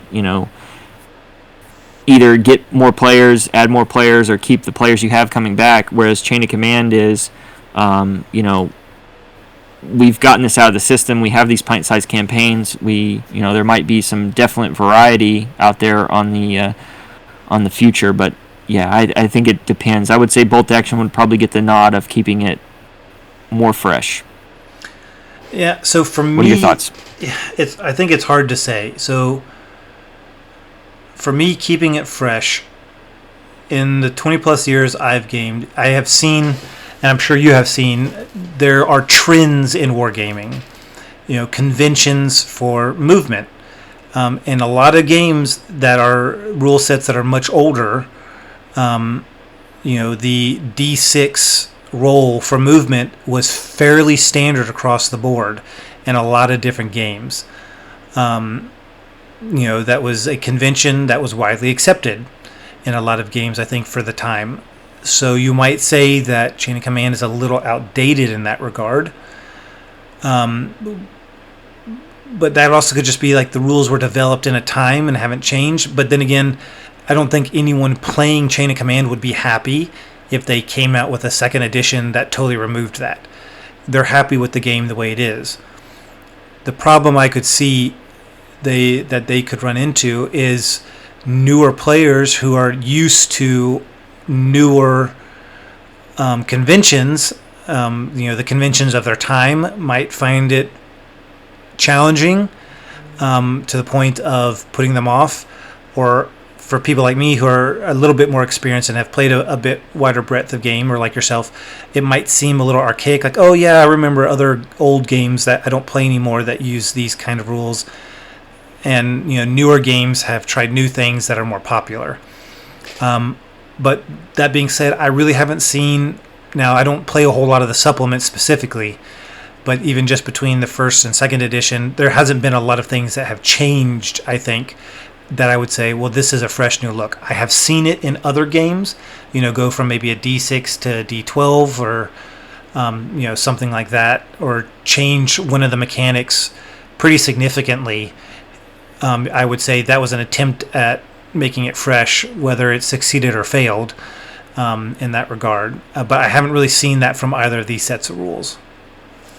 But that's how I would look at fresh. I only push back on if they changed the mechanic like that, it would be almost a new game in my sense. I think they do enough to freshen it, but again, I guess it would be just the terminology we're using. What does it mean to us? So that's the good part about being subjective. Yeah. To some degree. Yeah, fresh to me is different than what is fresh to you. And I think that's important in all of these. Is we're trying.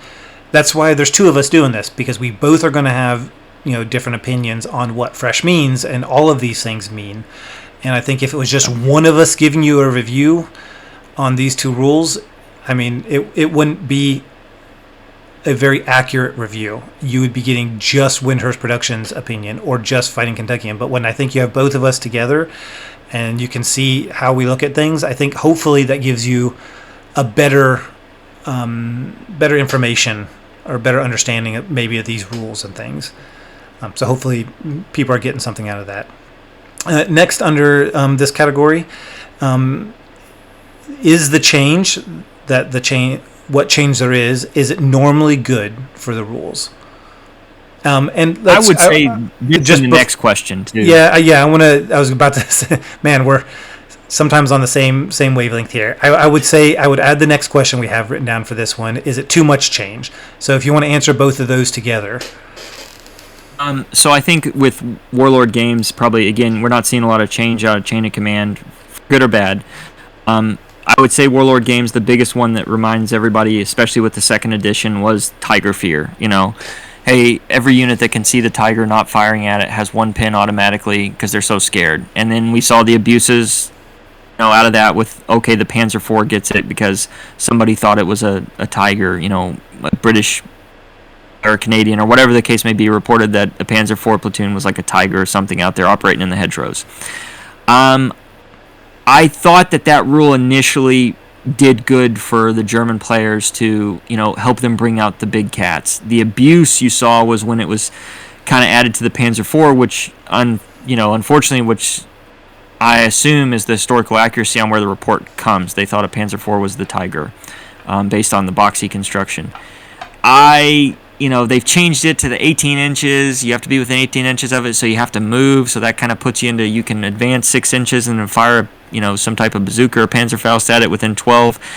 It made it way too gamey in my sense, and I thought the rule was decent at the outset, maybe changing it off the Panzer IV, which wouldn't have made a lot of sense because that historically where wasn't it based. I don't know. I think personally, there have been some issues with the errata. I think they're cut and dry about it, and I think they explain in the errata, sometimes their rationale, jumping out of the house or whatever. If the building's destroyed or something, and if a unit was on the roof, it just kind of wrote it down like a surfboard. There are issues with it and the support that it's getting in the change. Still, on the vast majority of it, I don't see it destroying the rule set for me, but there are some things I look at and go, gosh, man, I wish they really had the chance to fix that and they didn't. But, woe is me. That's my thought on the change. Normally good, and is it too much change? Yeah. So again, we don't really have a whole lot to say here for Chain of Command, but for bolt action, again, I don't play a lot of the supplements, I don't have the ones that don't affect the armies. I don't have. I have run into, it's like, well, I played in a tournament last year, so if I play in a tournament this year, how much is going to have changed just in that interim with a new release of a supplement?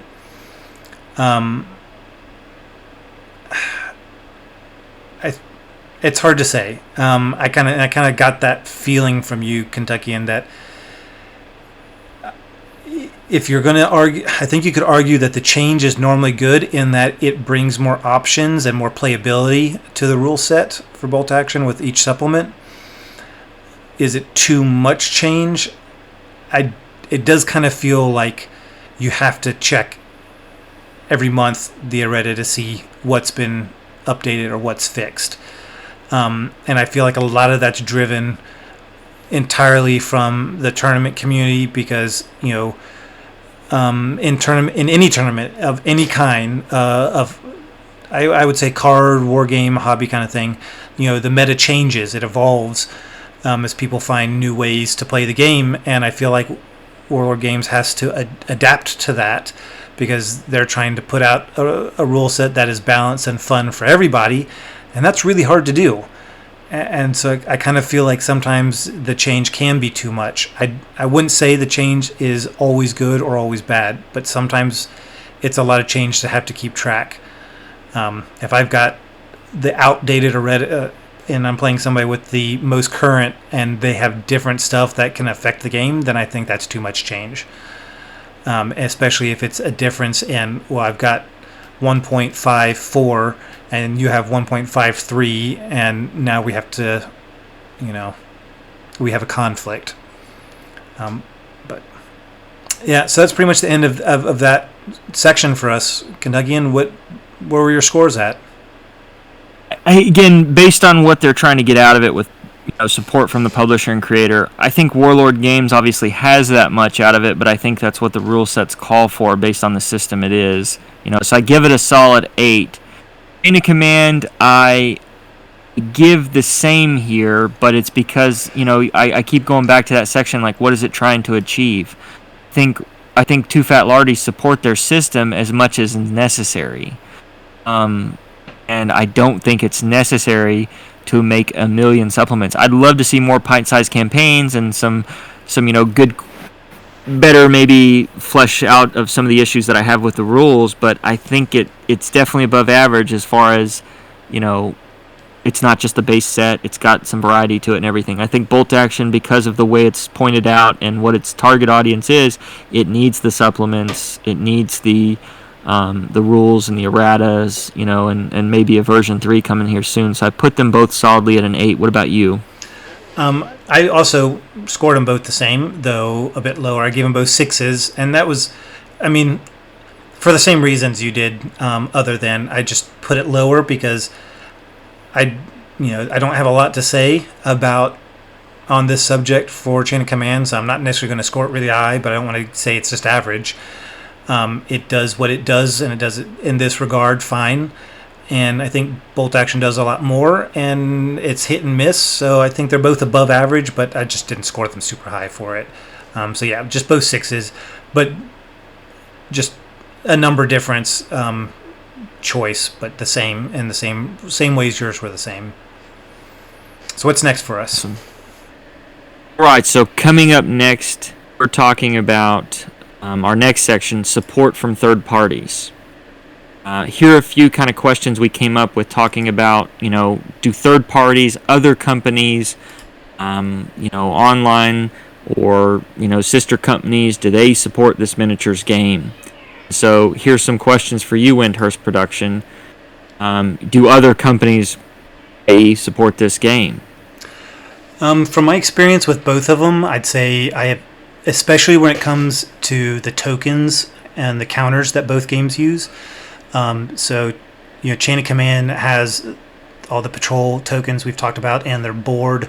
And I have seen quite a few companies that specialize in MDF or laser cut stuff that make tokens for Chain of Command. And the same for Bolt Action for their pin markers. I've seen a lot of companies that make different types of either like dice holders or little dials. There's some that, and I'm sure you'll talk on it, that you've got a guy who's does great little like nation-specific dials for pin markers, things like that. So yeah, I've seen a lot of other companies, specifically in the realm of the dials and tokens. Now we talked earlier that there's a lot of companies, they both benefit from that World War II such a big mainstay in the wargaming community, especially in 28 mil. So I think there's a lot of companies out there making models, not necessarily specifically for these rules. So I think mostly the support you see from other companies is in the token realm. What do you think?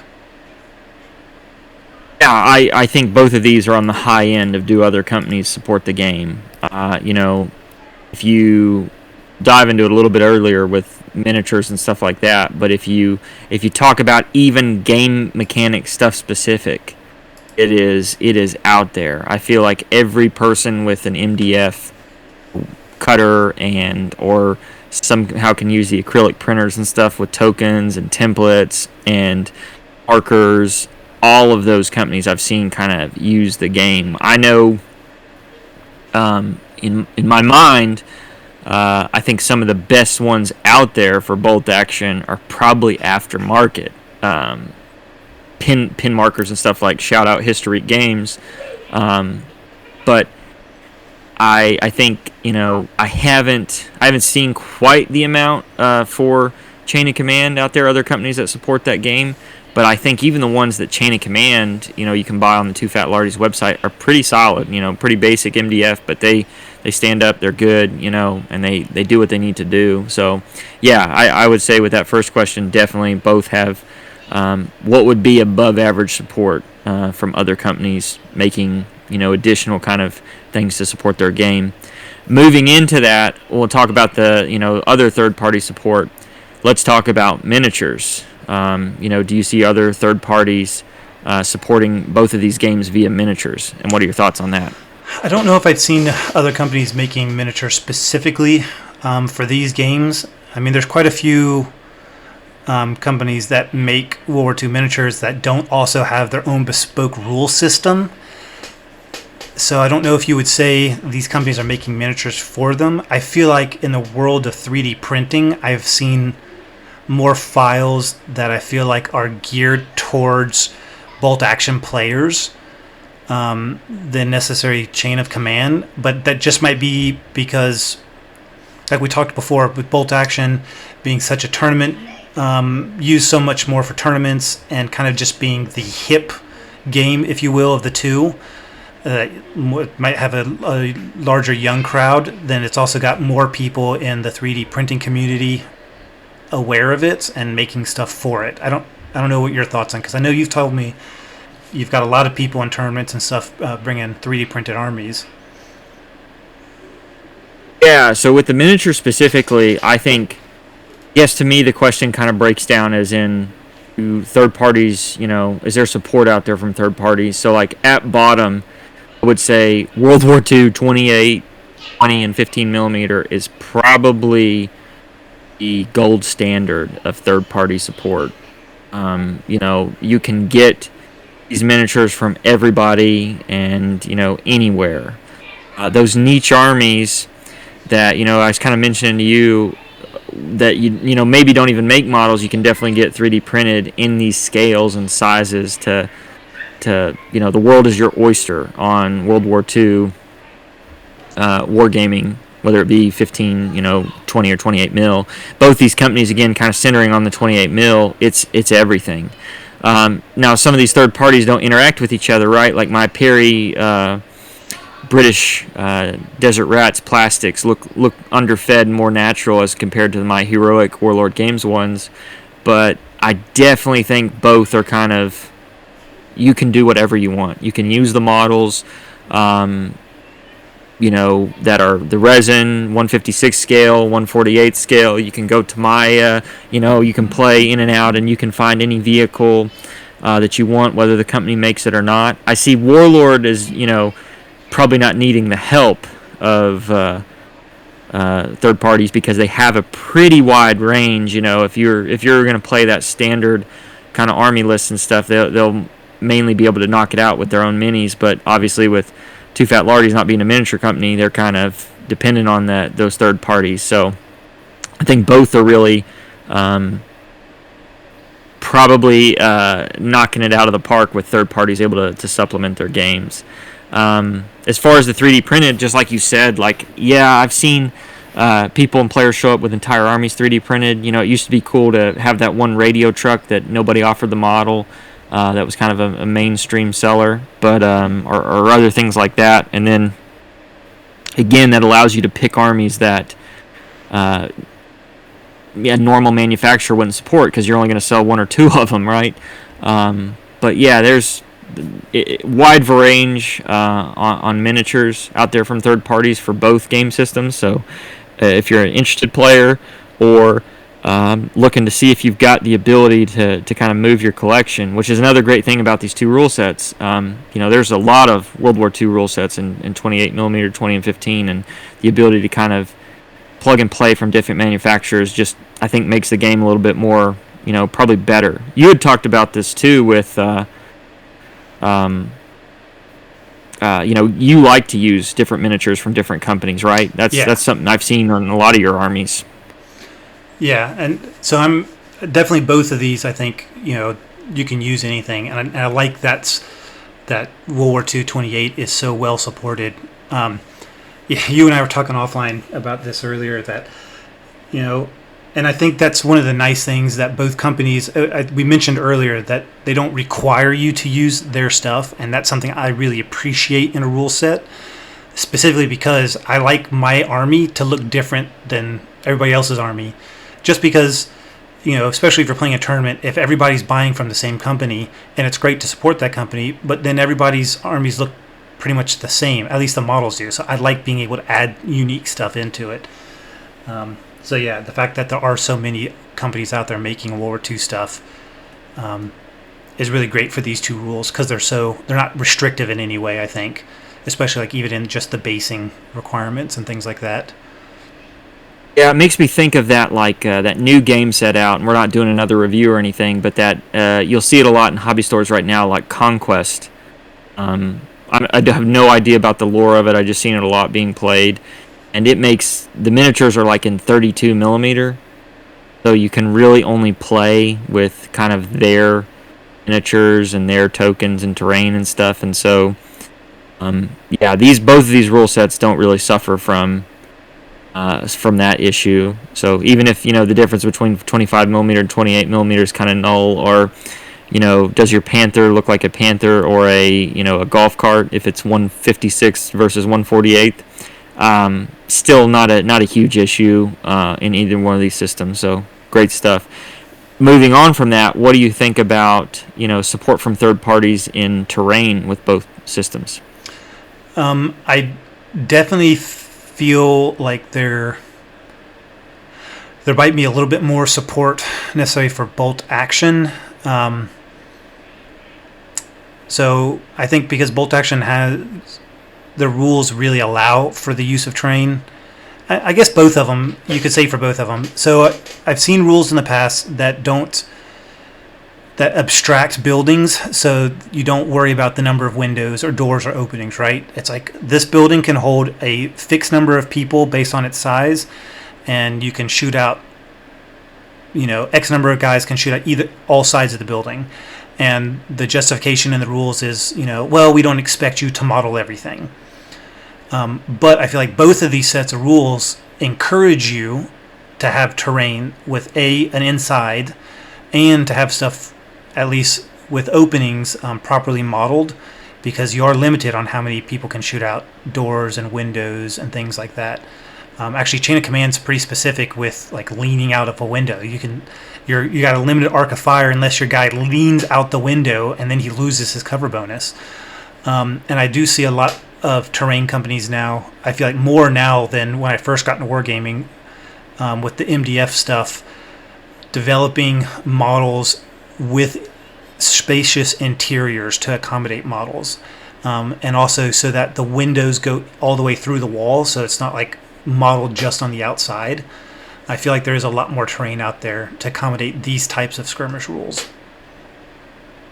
Yeah, I definitely second that. I think another thing that kind of adds to it is, to me, Chain of Command has that, still going for that realistic feel, right? A road is a this looks like a woods. You've got lichen on it. You've got trees on it. Whereas in bolt action, you kind of have these, you need hard and fast rules based on amount of armies that are going to play each other, right? And the things that you need to say, this is where it stops or this is where it starts. Are you 50% in cover or not? And so I think bolt action uses more than just getting that actual line of sight, with your eye to, you see those MDF things under the trees, right? Those little bases that are, if you're in this, it's woods. If you're out of it, it's not, right? It doesn't matter if there's a tree or something in front of you. Kind of the same is true with rubble. Like, if you're in it, it's rubble. If you're not, it's out of it. And so where does that apply to third-party manufacturers? I've seen a lot of MDF companies come up with like those, whatever you want to call them, tournament trees, tournament tree bases where it's the MDF circle or kind of a kidney shape, and then you can put 4 or 5 trees on it. So those are all over the place as far as goes terrain. And then I feel like a resurgence in MDF 28mm terrain, which is used in both games. To even the trees could be used in both games. I don't think it's necessary to have some of that hard and fast stuff with chain of command, which pro and con of, but I think it's definitely well supported both with terrain. 28mm and 15 and 20mm World War II has always been king, I feel like. So there's a lot of great terrain manufacturers out there. Sarissa, Foreground until whatever its new name is now. All of those companies that kind of support both of these systems. So definitely above average in my mind on both. Moving on from terrain, what do you think? We talked about it a little bit early on in announcing this section. What are your thoughts on like kind of tokens and gaming aid pieces, for both systems by third-party manufacturers? Yeah, so I guess more specifically with bolt action, I really feel like I've only seen tokens for pin trackers, and I have seen some. You have to help me out what it's called, for like tracking order dice kills, right? You'll see like the little cemetery where you can put order dice when you've eliminated a unit to help track how many units an army has lost. I've seen things like that made from other companies. I don't think I've really seen any third-party substitutes for the dice, the order dice, but I haven't specifically been looking for those. And then for chain of command, really just specifically the tokens for the jump off points and the patrol phase, which are kind of, they're pretty simple. They're just a disc usually with the country's flag on it. But I have seen for the jumping off points being like an objective kind of marker looking thing, like a pile of crates or something like that. So more specifically, that's what I've seen. I don't know if you've seen more or different. Yeah, I think the just like what you said, I've seen the order dice graveyard. I think those are great. I've seen awesome like jumping off art pieces for chain of command. They'll have the number on it or whatever the case may be, or the patrol markers that look really cool, kind of blend into your table or give your army a feel. I've seen people even do different things with it via MDF, like they'll paint their unit logos on it, not just the standard Allied star or German cross or something, but they'll paint something cool on it. Hey, this is my unit and this is where they're patrolling. One of the things that I think is a good thing I've seen with third party is blast templates and kind of Arc of Fire stuff, which Arc of Fire you can use in almost any game, but blast templates for bolt action, Father and Son Gaming does one that's an acrylic. You can get it in kind of a good clear color, like a orange or a yellow, so that way you can see it clearly over the model with the lines. And especially when you're talking about, hey, is there more guys in that blast or where you're at, it really helps out over the silver clear plastic sprue one that Warlord Games does. So I definitely think both companies, they've made stuff for their own systems. They're all work out and they do well and good. But I think there's a plethora of third-party companies that make gaming tokens and those things for their game. I would say that Warlord Games, I would say with the standard stuff that they give you, although we'll get the job done, most of the time third-party manufacturers make way better stuff in my mind. I don't think I've used the red pinwheels since I first started playing bolt action in my first few games. And then the blast template, I do use that, but it even came up. I played some games of bolt action here over the weekend, and it came up to where the template from Father and Son Gaming was just head and shoulders above, other templates. So, yeah. Based on all these things with third-party support, and we wanted to add this section to, if you're getting into this game, one, is it a one-stop shop for the game, but also can you find other companies and other places to get the stuff you need to play the game, or is the game so restrictive? We wanted to incorporate that into the score to just let people know if they're bolt action curious or chain of command curious, where they can facilitate their new addiction at. And so, knowing all of those things and the stuff that you mentioned in there, what would you score both of those rule systems with third-party support? I gave them both a 7 because I felt like for what you need in the game, because I'm big on I don't want my table to look cluttered with tokens and stuff. So if I can get aftermarket tokens that blend in pretty well, then I'm happy. And I felt like for the tokens required in each game, there's so many options out there that you can easily feel like you're not detracting from the appearance of the game and still track and mark everything the way you need. And it's not just from the companies that made the game. So I give them both above average for a 7. What about you? Maintaining my title of being the Candyman, right, and just giving everybody just pats on the backs and roses here, I gave them both an 8.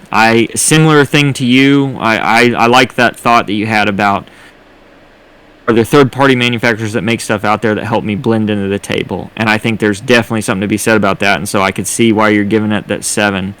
For me, I gave it an 8 because I think there's so many different companies out there that if you want to go that way with the gaming aids and tokens to blend in the table, you can. And if you want to go, I use the historique flags right behind a unit, right? Gives me some unit feel, and I can easily kind of put that token with it. It can easily see it too, and it's identifiable, which might be a con, right? If you're trying to make it aesthetically look like an actual World War II skirmish.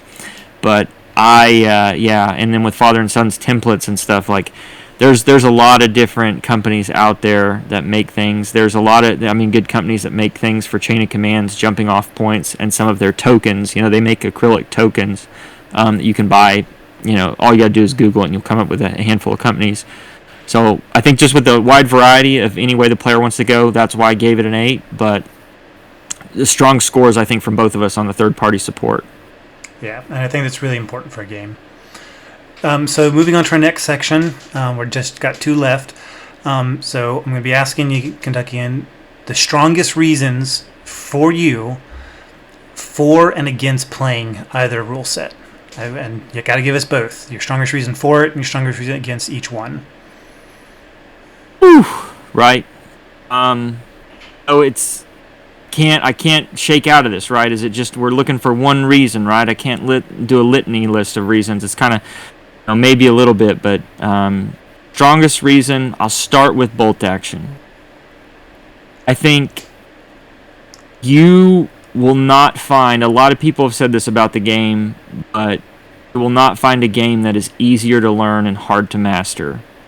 And the one thing that I think is really turns that game on its head and makes it interesting every time I pick up, the rule book in my army and go to another table is that dice bag mechanic.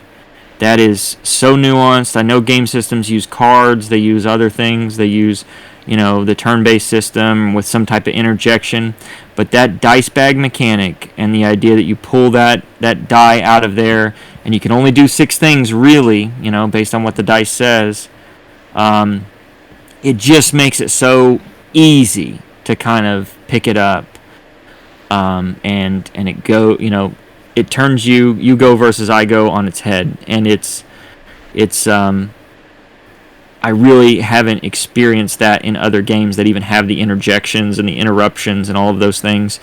And to me, that is just so novel, nuanced, and fun. I know we've talked about it a little bit with the rules mechanic and stuff, but that is definitely my strongest reason for playing bolt action is the awesome cool nuanced nature of that, coupled with World War II and a pretty decent community. And I'm sneaking some other stuff in there, but that's going to be my pro for playing bolt action. My negative, what's my strongest reason against playing bolt action?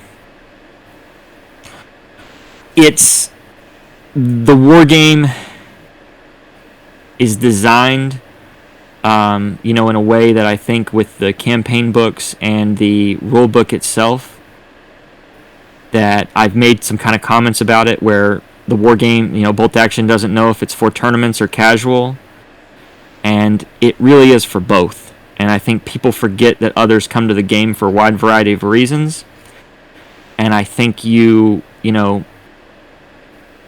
come to bolt action for the thought of, hey, I'm going to do this World War II rule set and need a platoon fight, and I want to make it easy, and I want to play an easy set of rules where I can get that.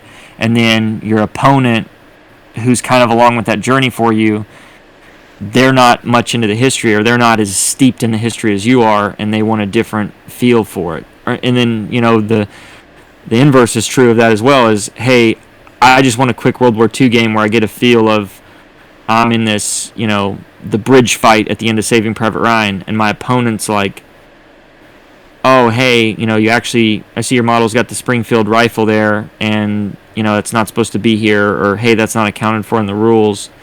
And so I think that because it has such a wide church of, getting all these people, the most negative thing about the game is it brings those people together, which is good and bad, but the bad part is when they come in expecting different things out of the game, and that's where, I think a lot of people will say, well, bolt action can kind of split the baby, and you might have an issue getting what you want out of it if you're real deep into the history.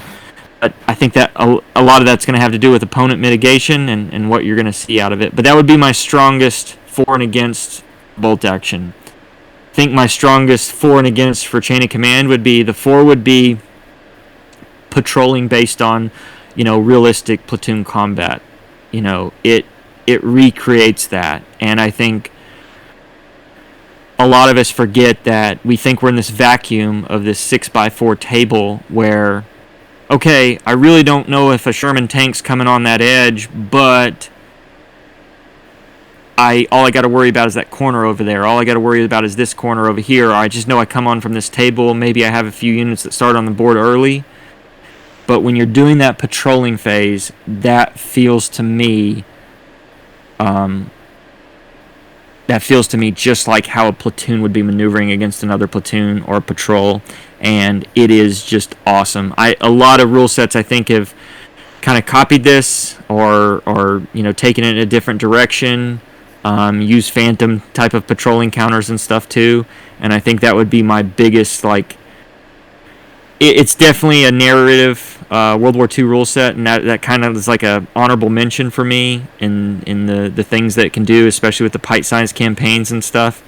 But I think patrolling, playing that game before the game, that helps you really set up and can definitely contribute to your overall success before any models are on the board, is just awesome. Nuanced, awesome way to be, and really, in my mind, feels very realistic of, rather than just worrying about a 6x4 table edge and a Panzer IV is going to come from over there. No, it's going to come from that piece of terrain, and they moved up the day before or the morning of, and they were able to get to it before you based on their movements. And so it's really, really cool. My negative for Chain of Command is, I think a lot of people have commented on the extremely swinging nature of, things that we said in the rules mechanic, whether it be the phases or whether it be the dice for movement.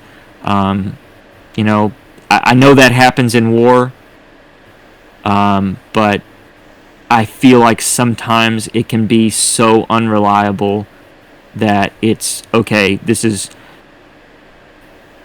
tension happens, but you can't even plan for this type of tension. And especially, I think you made the comments about it earlier, where you can't even plan for it in the additional layers of it. So okay, yeah, I don't even know if I'll be able to get to the edge of the board in 3 turns, because it could be the difference between, if you did it at the run, like 18 inches, or okay, I got 3 phases of maybe moving or walking. How many dice rolls is that? And when you've got the 1 through 6 possibility there, that can definitely change. Yeah, maybe your guy isn't going to run that fast on the day or walk that fast, but I think that can lead to some definitely swingy dice rolls, which can lead to what feels like, okay, the game just came down to dice rolls. So why don't we not get a feel of this? You just roll and highest die wins the game, right? I've heard people say that to me.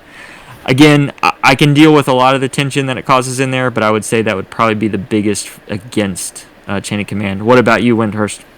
Mine aren't too far off from yours, so I'll start with bolt action as well. Definitely the biggest reason to get into it is, like you said, just ease of pick up and play. So I feel like the rules are very new player friendly, but also, like you said, they've got some depth in there for experienced players. They're not overly simple, and so if you're new to wargaming or you're new to World War II, I think it's a great set of rules to pick up and get into, and get games on the table quickly and get through them and understand what you're doing pretty quickly and feel like you know what you're doing. You're not have to keep relying on somebody to be like, okay, and what do I do here? And I think that's a very strong attribute in a game, especially in drawing people into the hobby. And so I think that's a really great reason to get it.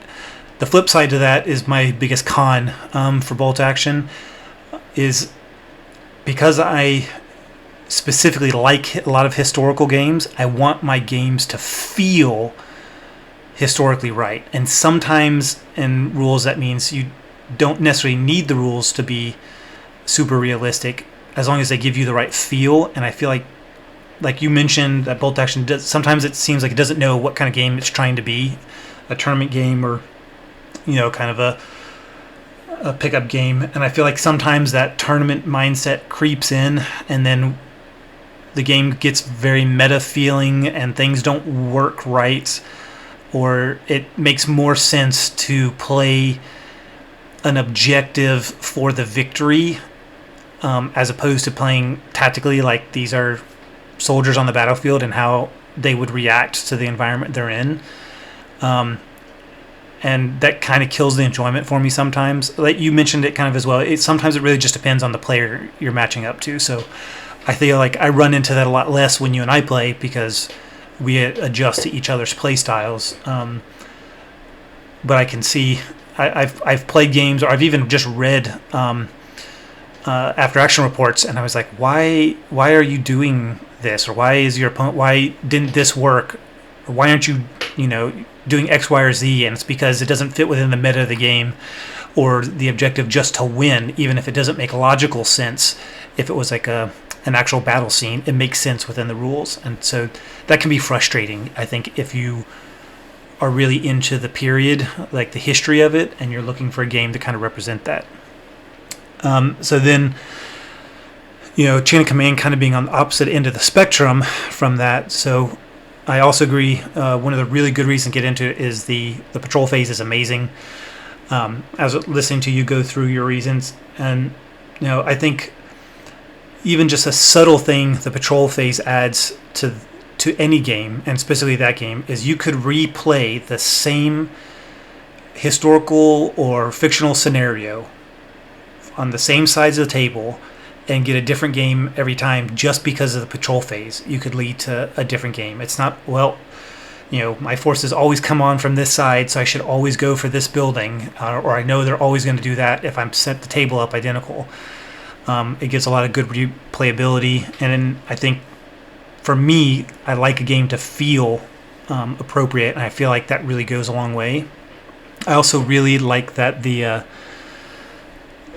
focus on the importance of leadership and the leaders getting soldiers to do things, giving them orders, and the way that you activate units in that game, I think is really good. But it also kind of, it's double-edged, because the way they've done it is kind of one of the things against it. So the phase system, I feel like the phase system can be good, but it's too unreliable. And when you add that as a source of tension with the movement, I don't know. The movement really kills me. In the last couple games I played, it was just so frustrating for me. Not only do you not know what's going to activate because of the phase system, but now you don't know how far guys are going to move. And especially in like a modern game where really like seizing objectives is important, right? You need your guys to get onto an objective and hold it.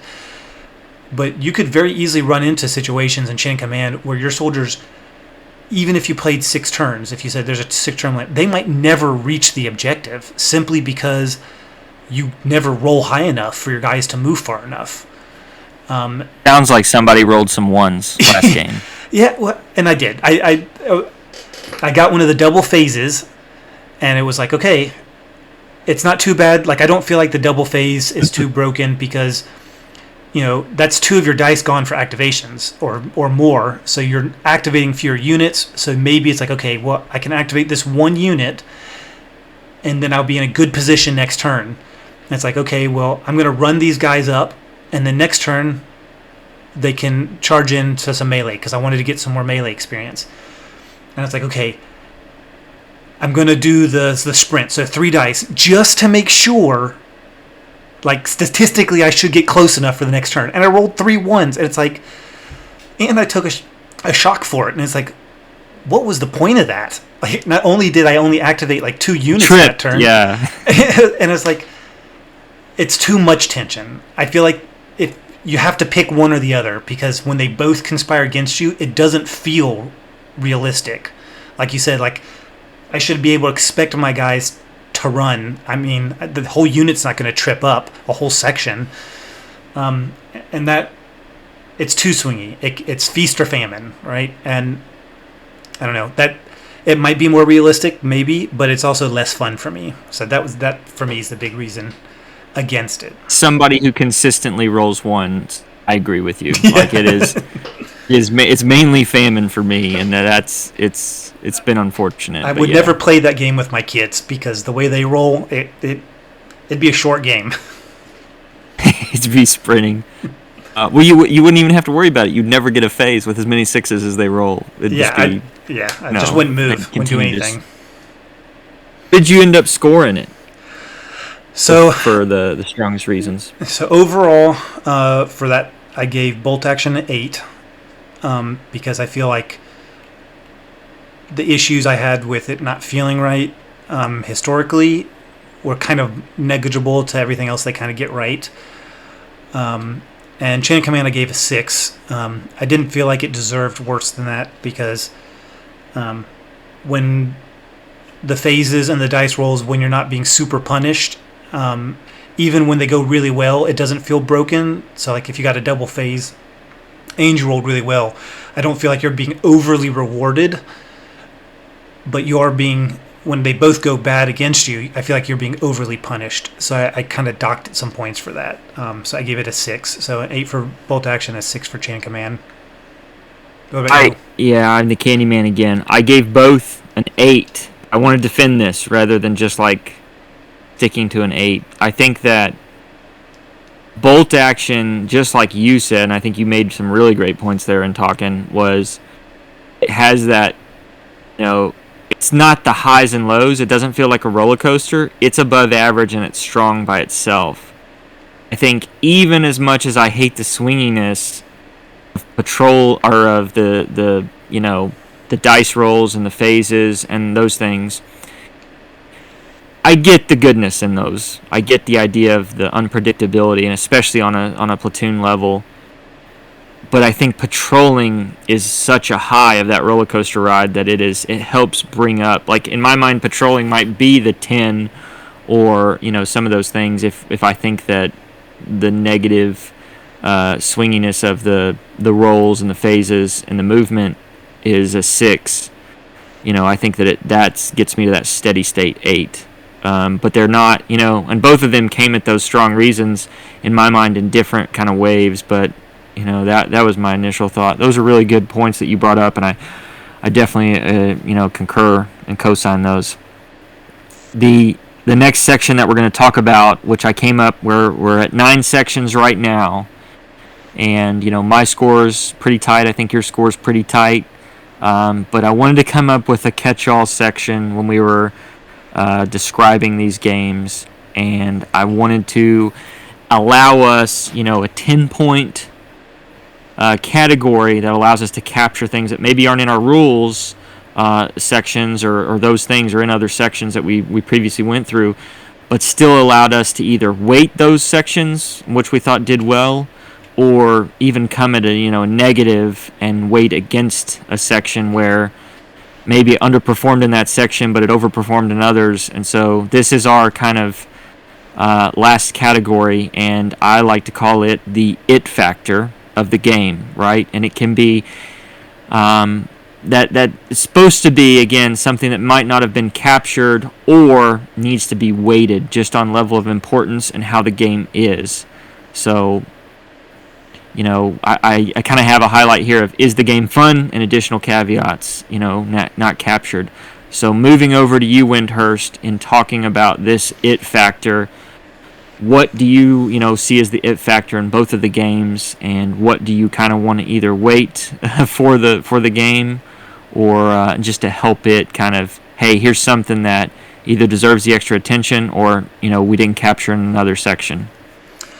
Yeah, I don't know. So this is kind of a hard one to answer. I felt like we did a good job covering all the sections, and trying to take my personal bias out of this, because my personal bias is, if a game's fun, the two games are very different.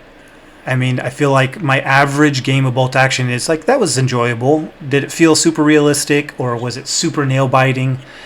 Not normally, but it's usually a fun game. Whereas Chain of Commands, either way, it was like, wow, that was really intense and that was really close, or it was like, that was a nightmare. Why did I even start rolling dice? What was the point?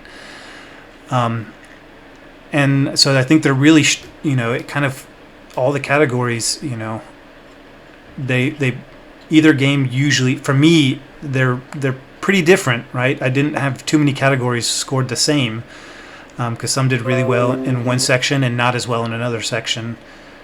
Not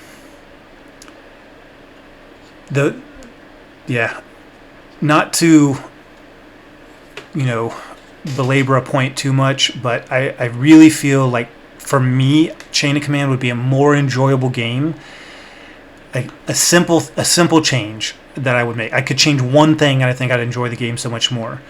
The normal movement for an infantry unit or section would be 6 inches. And then anything over that would be an additional dice roll. So if they were going to do like the run, it would be 6 inches plus d6. If they're going to do the sprint with a shock, it'd be 6 inches plus 2d6. And then I don't know. I feel like just a simple change like that, from my experience for the last couple games I played, would make it a lot more enjoyable game, because I think that would offset the swinginess of the phases a little bit, and how penalizing sometimes even the shooting was, because you can't get close enough, or you tried to move and you moved 1 inch and now you're penalizing your shooting. I don't know, I felt like there were just too many things that could stack against you as a player, and to me that can be really detrimental. Like bolt action, it can be really detrimental if I'm an experienced player and I just take advantage of a new player, right? To the point where I'm just stomping them on the ground, they don't have fun. But if the rules are doing that to you, I feel like that's kind of a problem. If the rules are, taking advantage of me, taking me out back and beating me down, taking my money, I kind of feel like I don't want to go back to that set of rules. And I feel like just some very simple changes. But I also know that's a personal level, because I've been reading a lot of battle reports. A lot of people really enjoy the game. It's got a really dedicated following.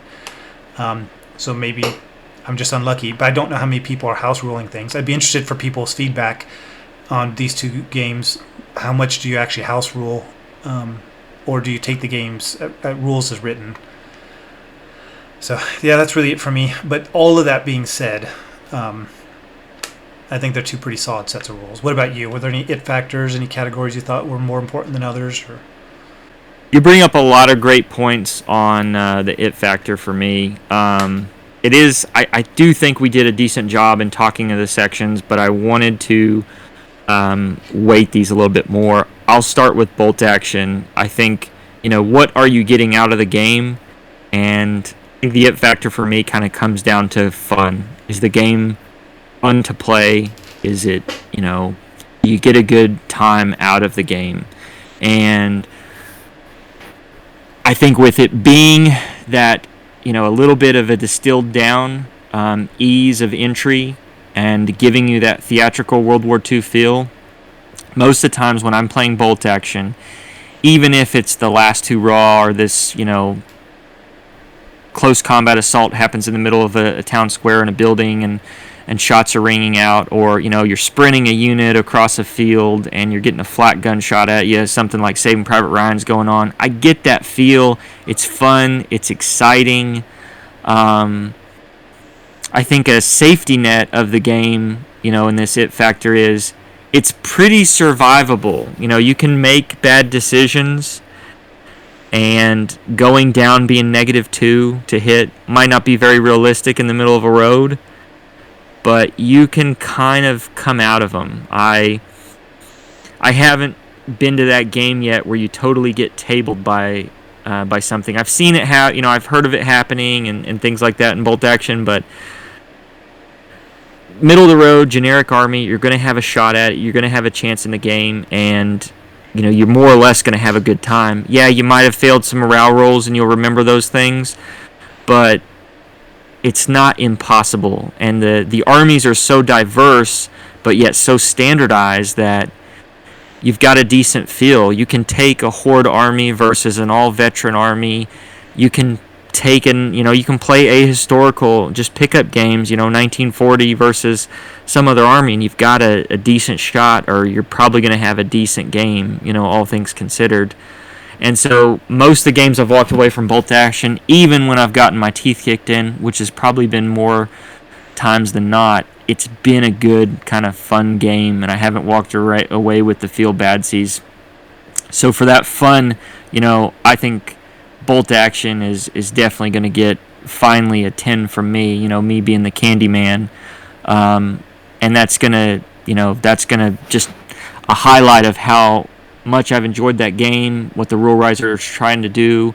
Even though I don't like every aspect of it and everything else, there's still things I think can be nuanced and fair. But what can fit in a 200-page book and still give you all the different aspects of World War II, some good tension to get you to feel in the platoon fight and everything else, and hit that fun, which is what I feel like this kind of category is capturing. I mean, bolt action is out of this world job. Chain of command, in my mind too, with that fun aspect of it. I come in playing a different game in chain of command than I do bolt action. I'm not coming up with 1,000 points, right? Or I'm not trying to make this kind of standard army, that, this is the new thing, or this is the thing that I want to go for. No, in my mind, when I come to a table of chain of command, I'm trying to get that, platoon NCO, platoon leader feel of the engagement that's about to happen. Whereas, I think both games do really well is, hey, you're at the tip of the spear. In World War II, tanks are king, and that's a lot of the mechanized warfare you see. But then when you're getting into that fighting and an infantry game, like whatever 6x4 table you're playing on with either rule set, like you are the tip of the spear. And I really feel that in Chain of Command with, hey, I'm doing that patrol phase, I'm getting that machine gun up to that hedgerow, I'm doing these things, and that really, as much as I love the pickup casual game of bolt action from time to time, or the historical game of bolt action, Chain of Command, I get that feel of the tension of that leader, that officer, that senior NCO, and that really shines through to me in that as the problems that come out of what I feel are sometimes maybe the saving throw or the swinginess in the movement, or the swinginess in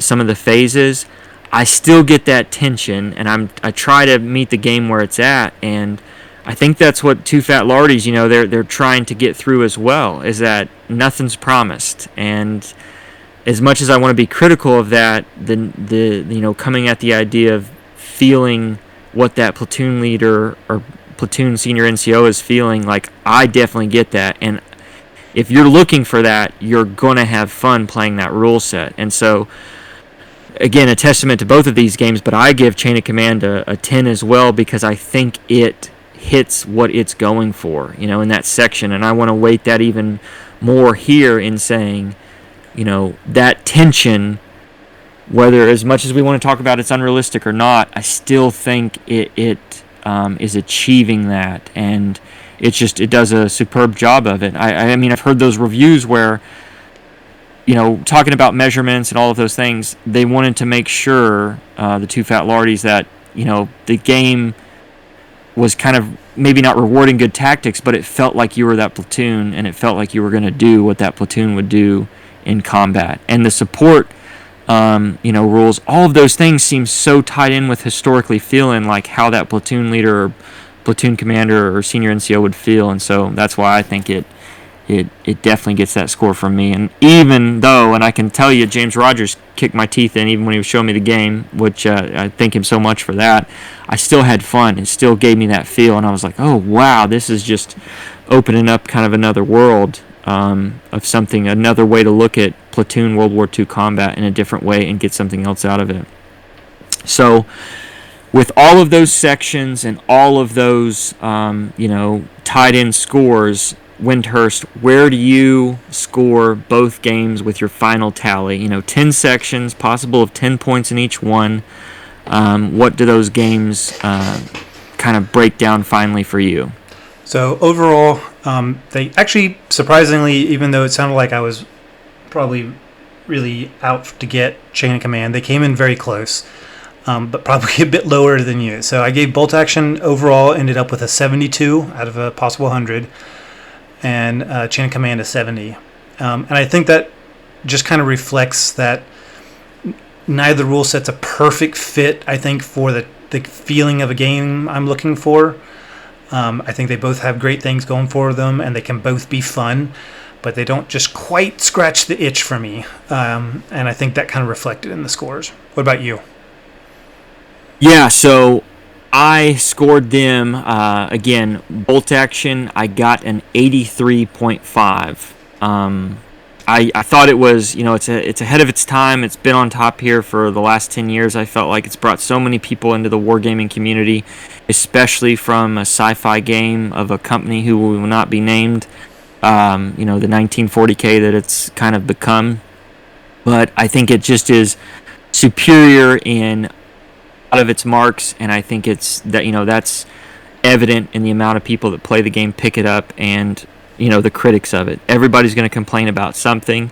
I understand it's got a lot of rules that have, concerns or issues with it, but I mean, as far as wargaming rules that have kind of held the test of time and brought those new players in, like it is definitely hitting that. And so out of the 100 points, an 83.5 is in my mind a strong and above average score. Chain of Command, similar to you. I mean, it's right behind it. 2 points is what I have it almost at. It's 81.5.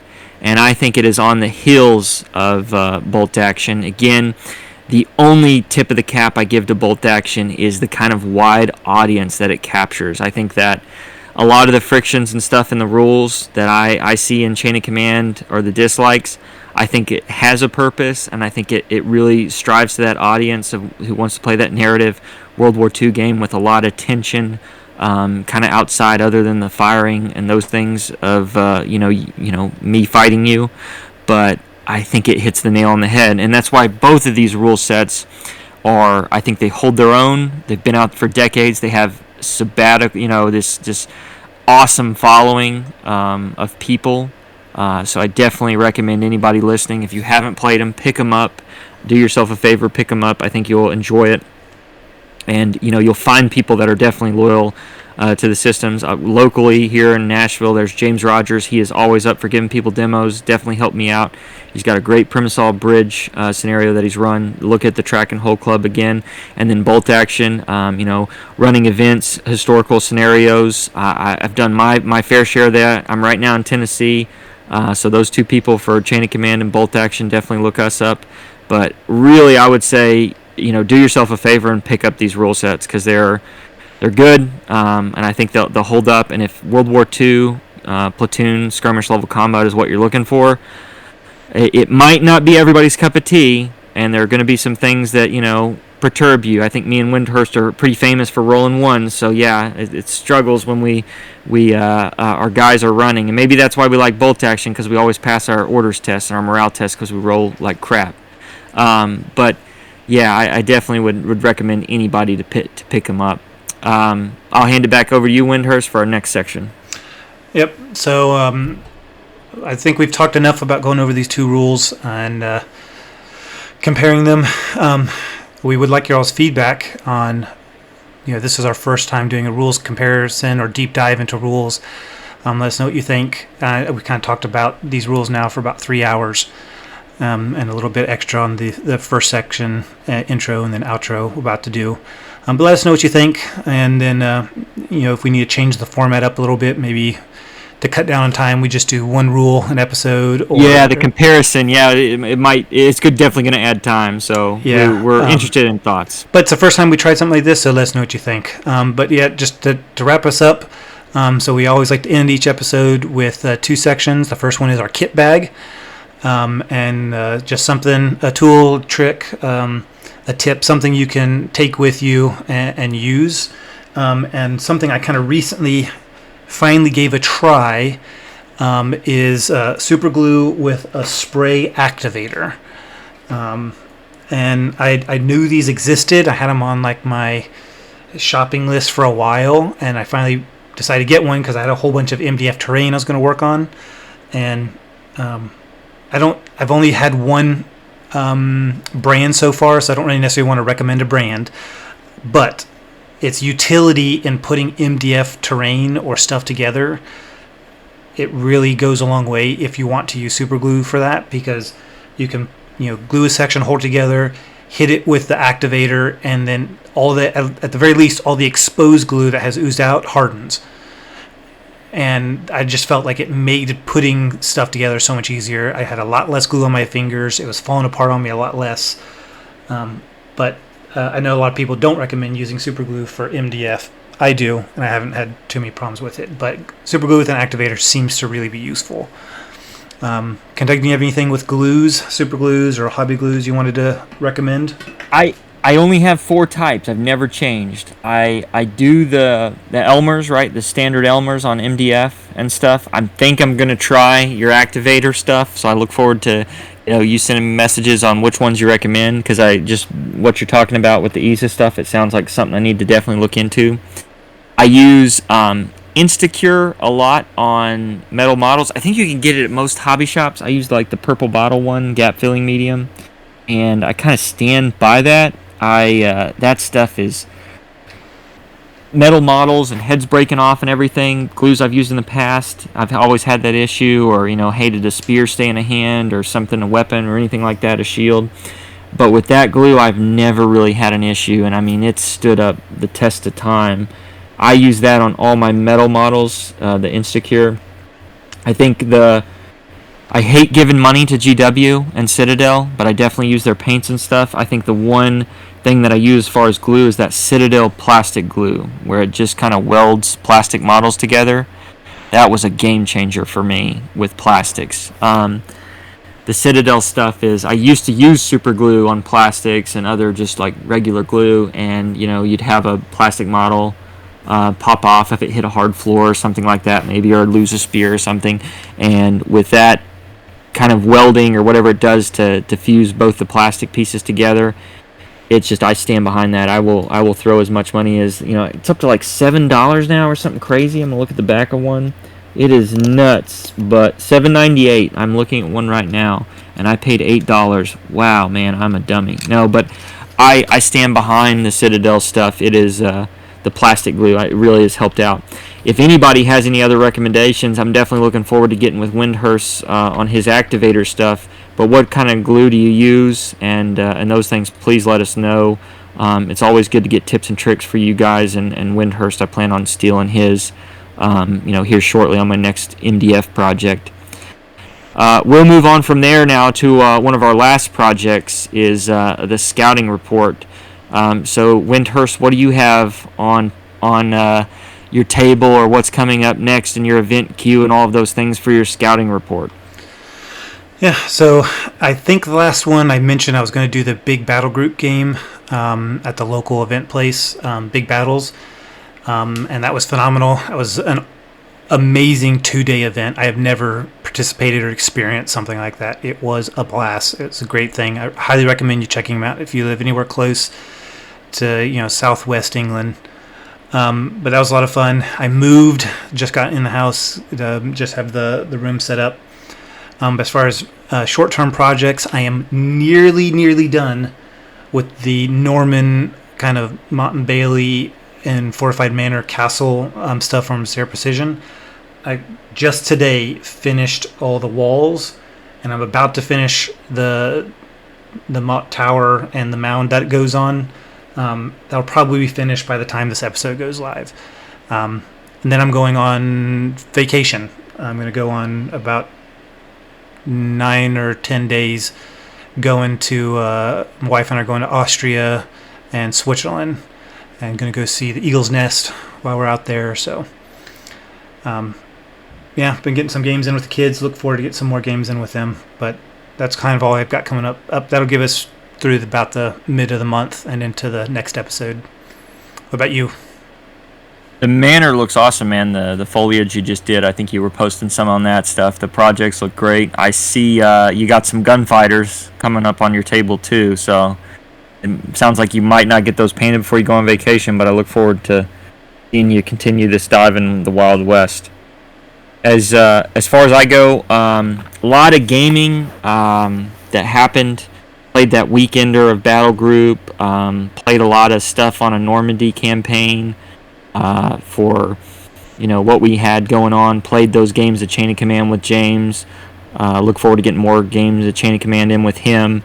So a lot of kind of stuff has made me really busy and basically kept me from my Romans, or getting them done. Work kind of cranked up here as I'm slated to go out into the field for the next few weeks, most of August, and so I will miss NashCon, although I'm 40 miles from it.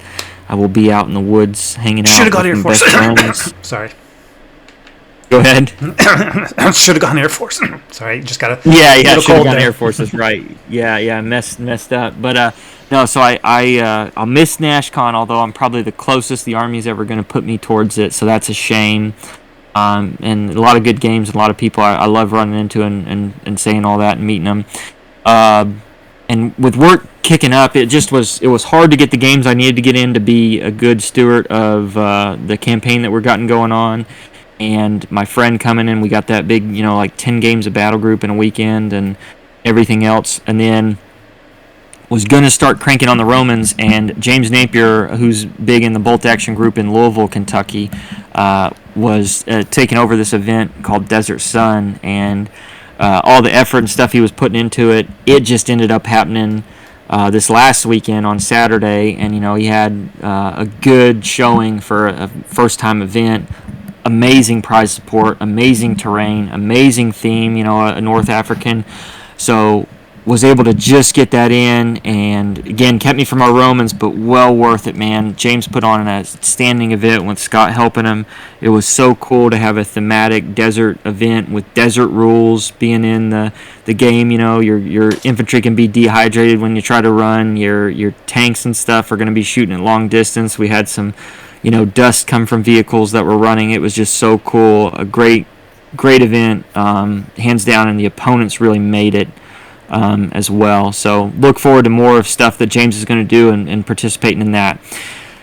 After I get out of the field, so I'll probably be pretty silent on my Facebook pages and stuff until then, but I hope the goal is to set like something realistic to get those Romans back so you'll stop shaming me. And I know I said July, we're here at the end of July, about to tap into August, but at least I've got a good excuse of I won't be near a painting table.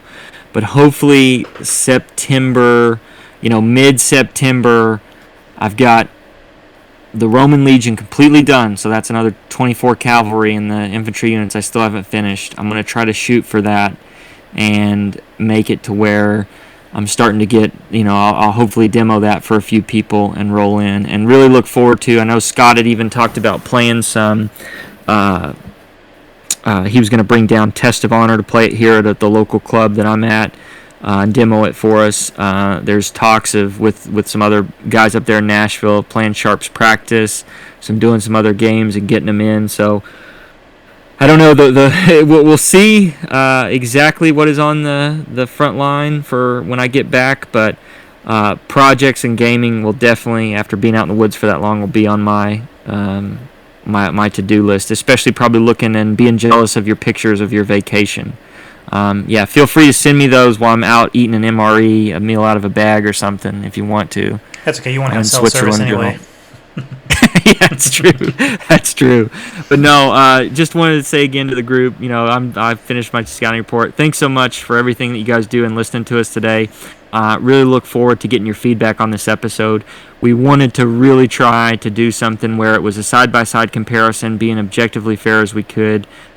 We know it's going on really long, but we wanted to do something that nobody else did with this rule set and dive into some of the niches and let it fly on some instances where we think the rule set's getting it wrong or getting it right. But overall, I think both of us came out with the same recommendation, and we think you should pick up a copy of it and take a look, because we definitely, 80s and 70s are above average. When we were saying 5 or 6s were, we recommend it. So thanks so much for everybody's participation and helping, and look forward to talking to you guys when I get back from the field and looking at your hobby project. Continue to post on Patrol, and let us know your thoughts. I'll turn it over to you, Windhurst, for a final out here. Yep, and so as we always like to say, grab your spear and your shield, your musket or belt-fed machine gun, and join us on the next On Patrol. Dismissed.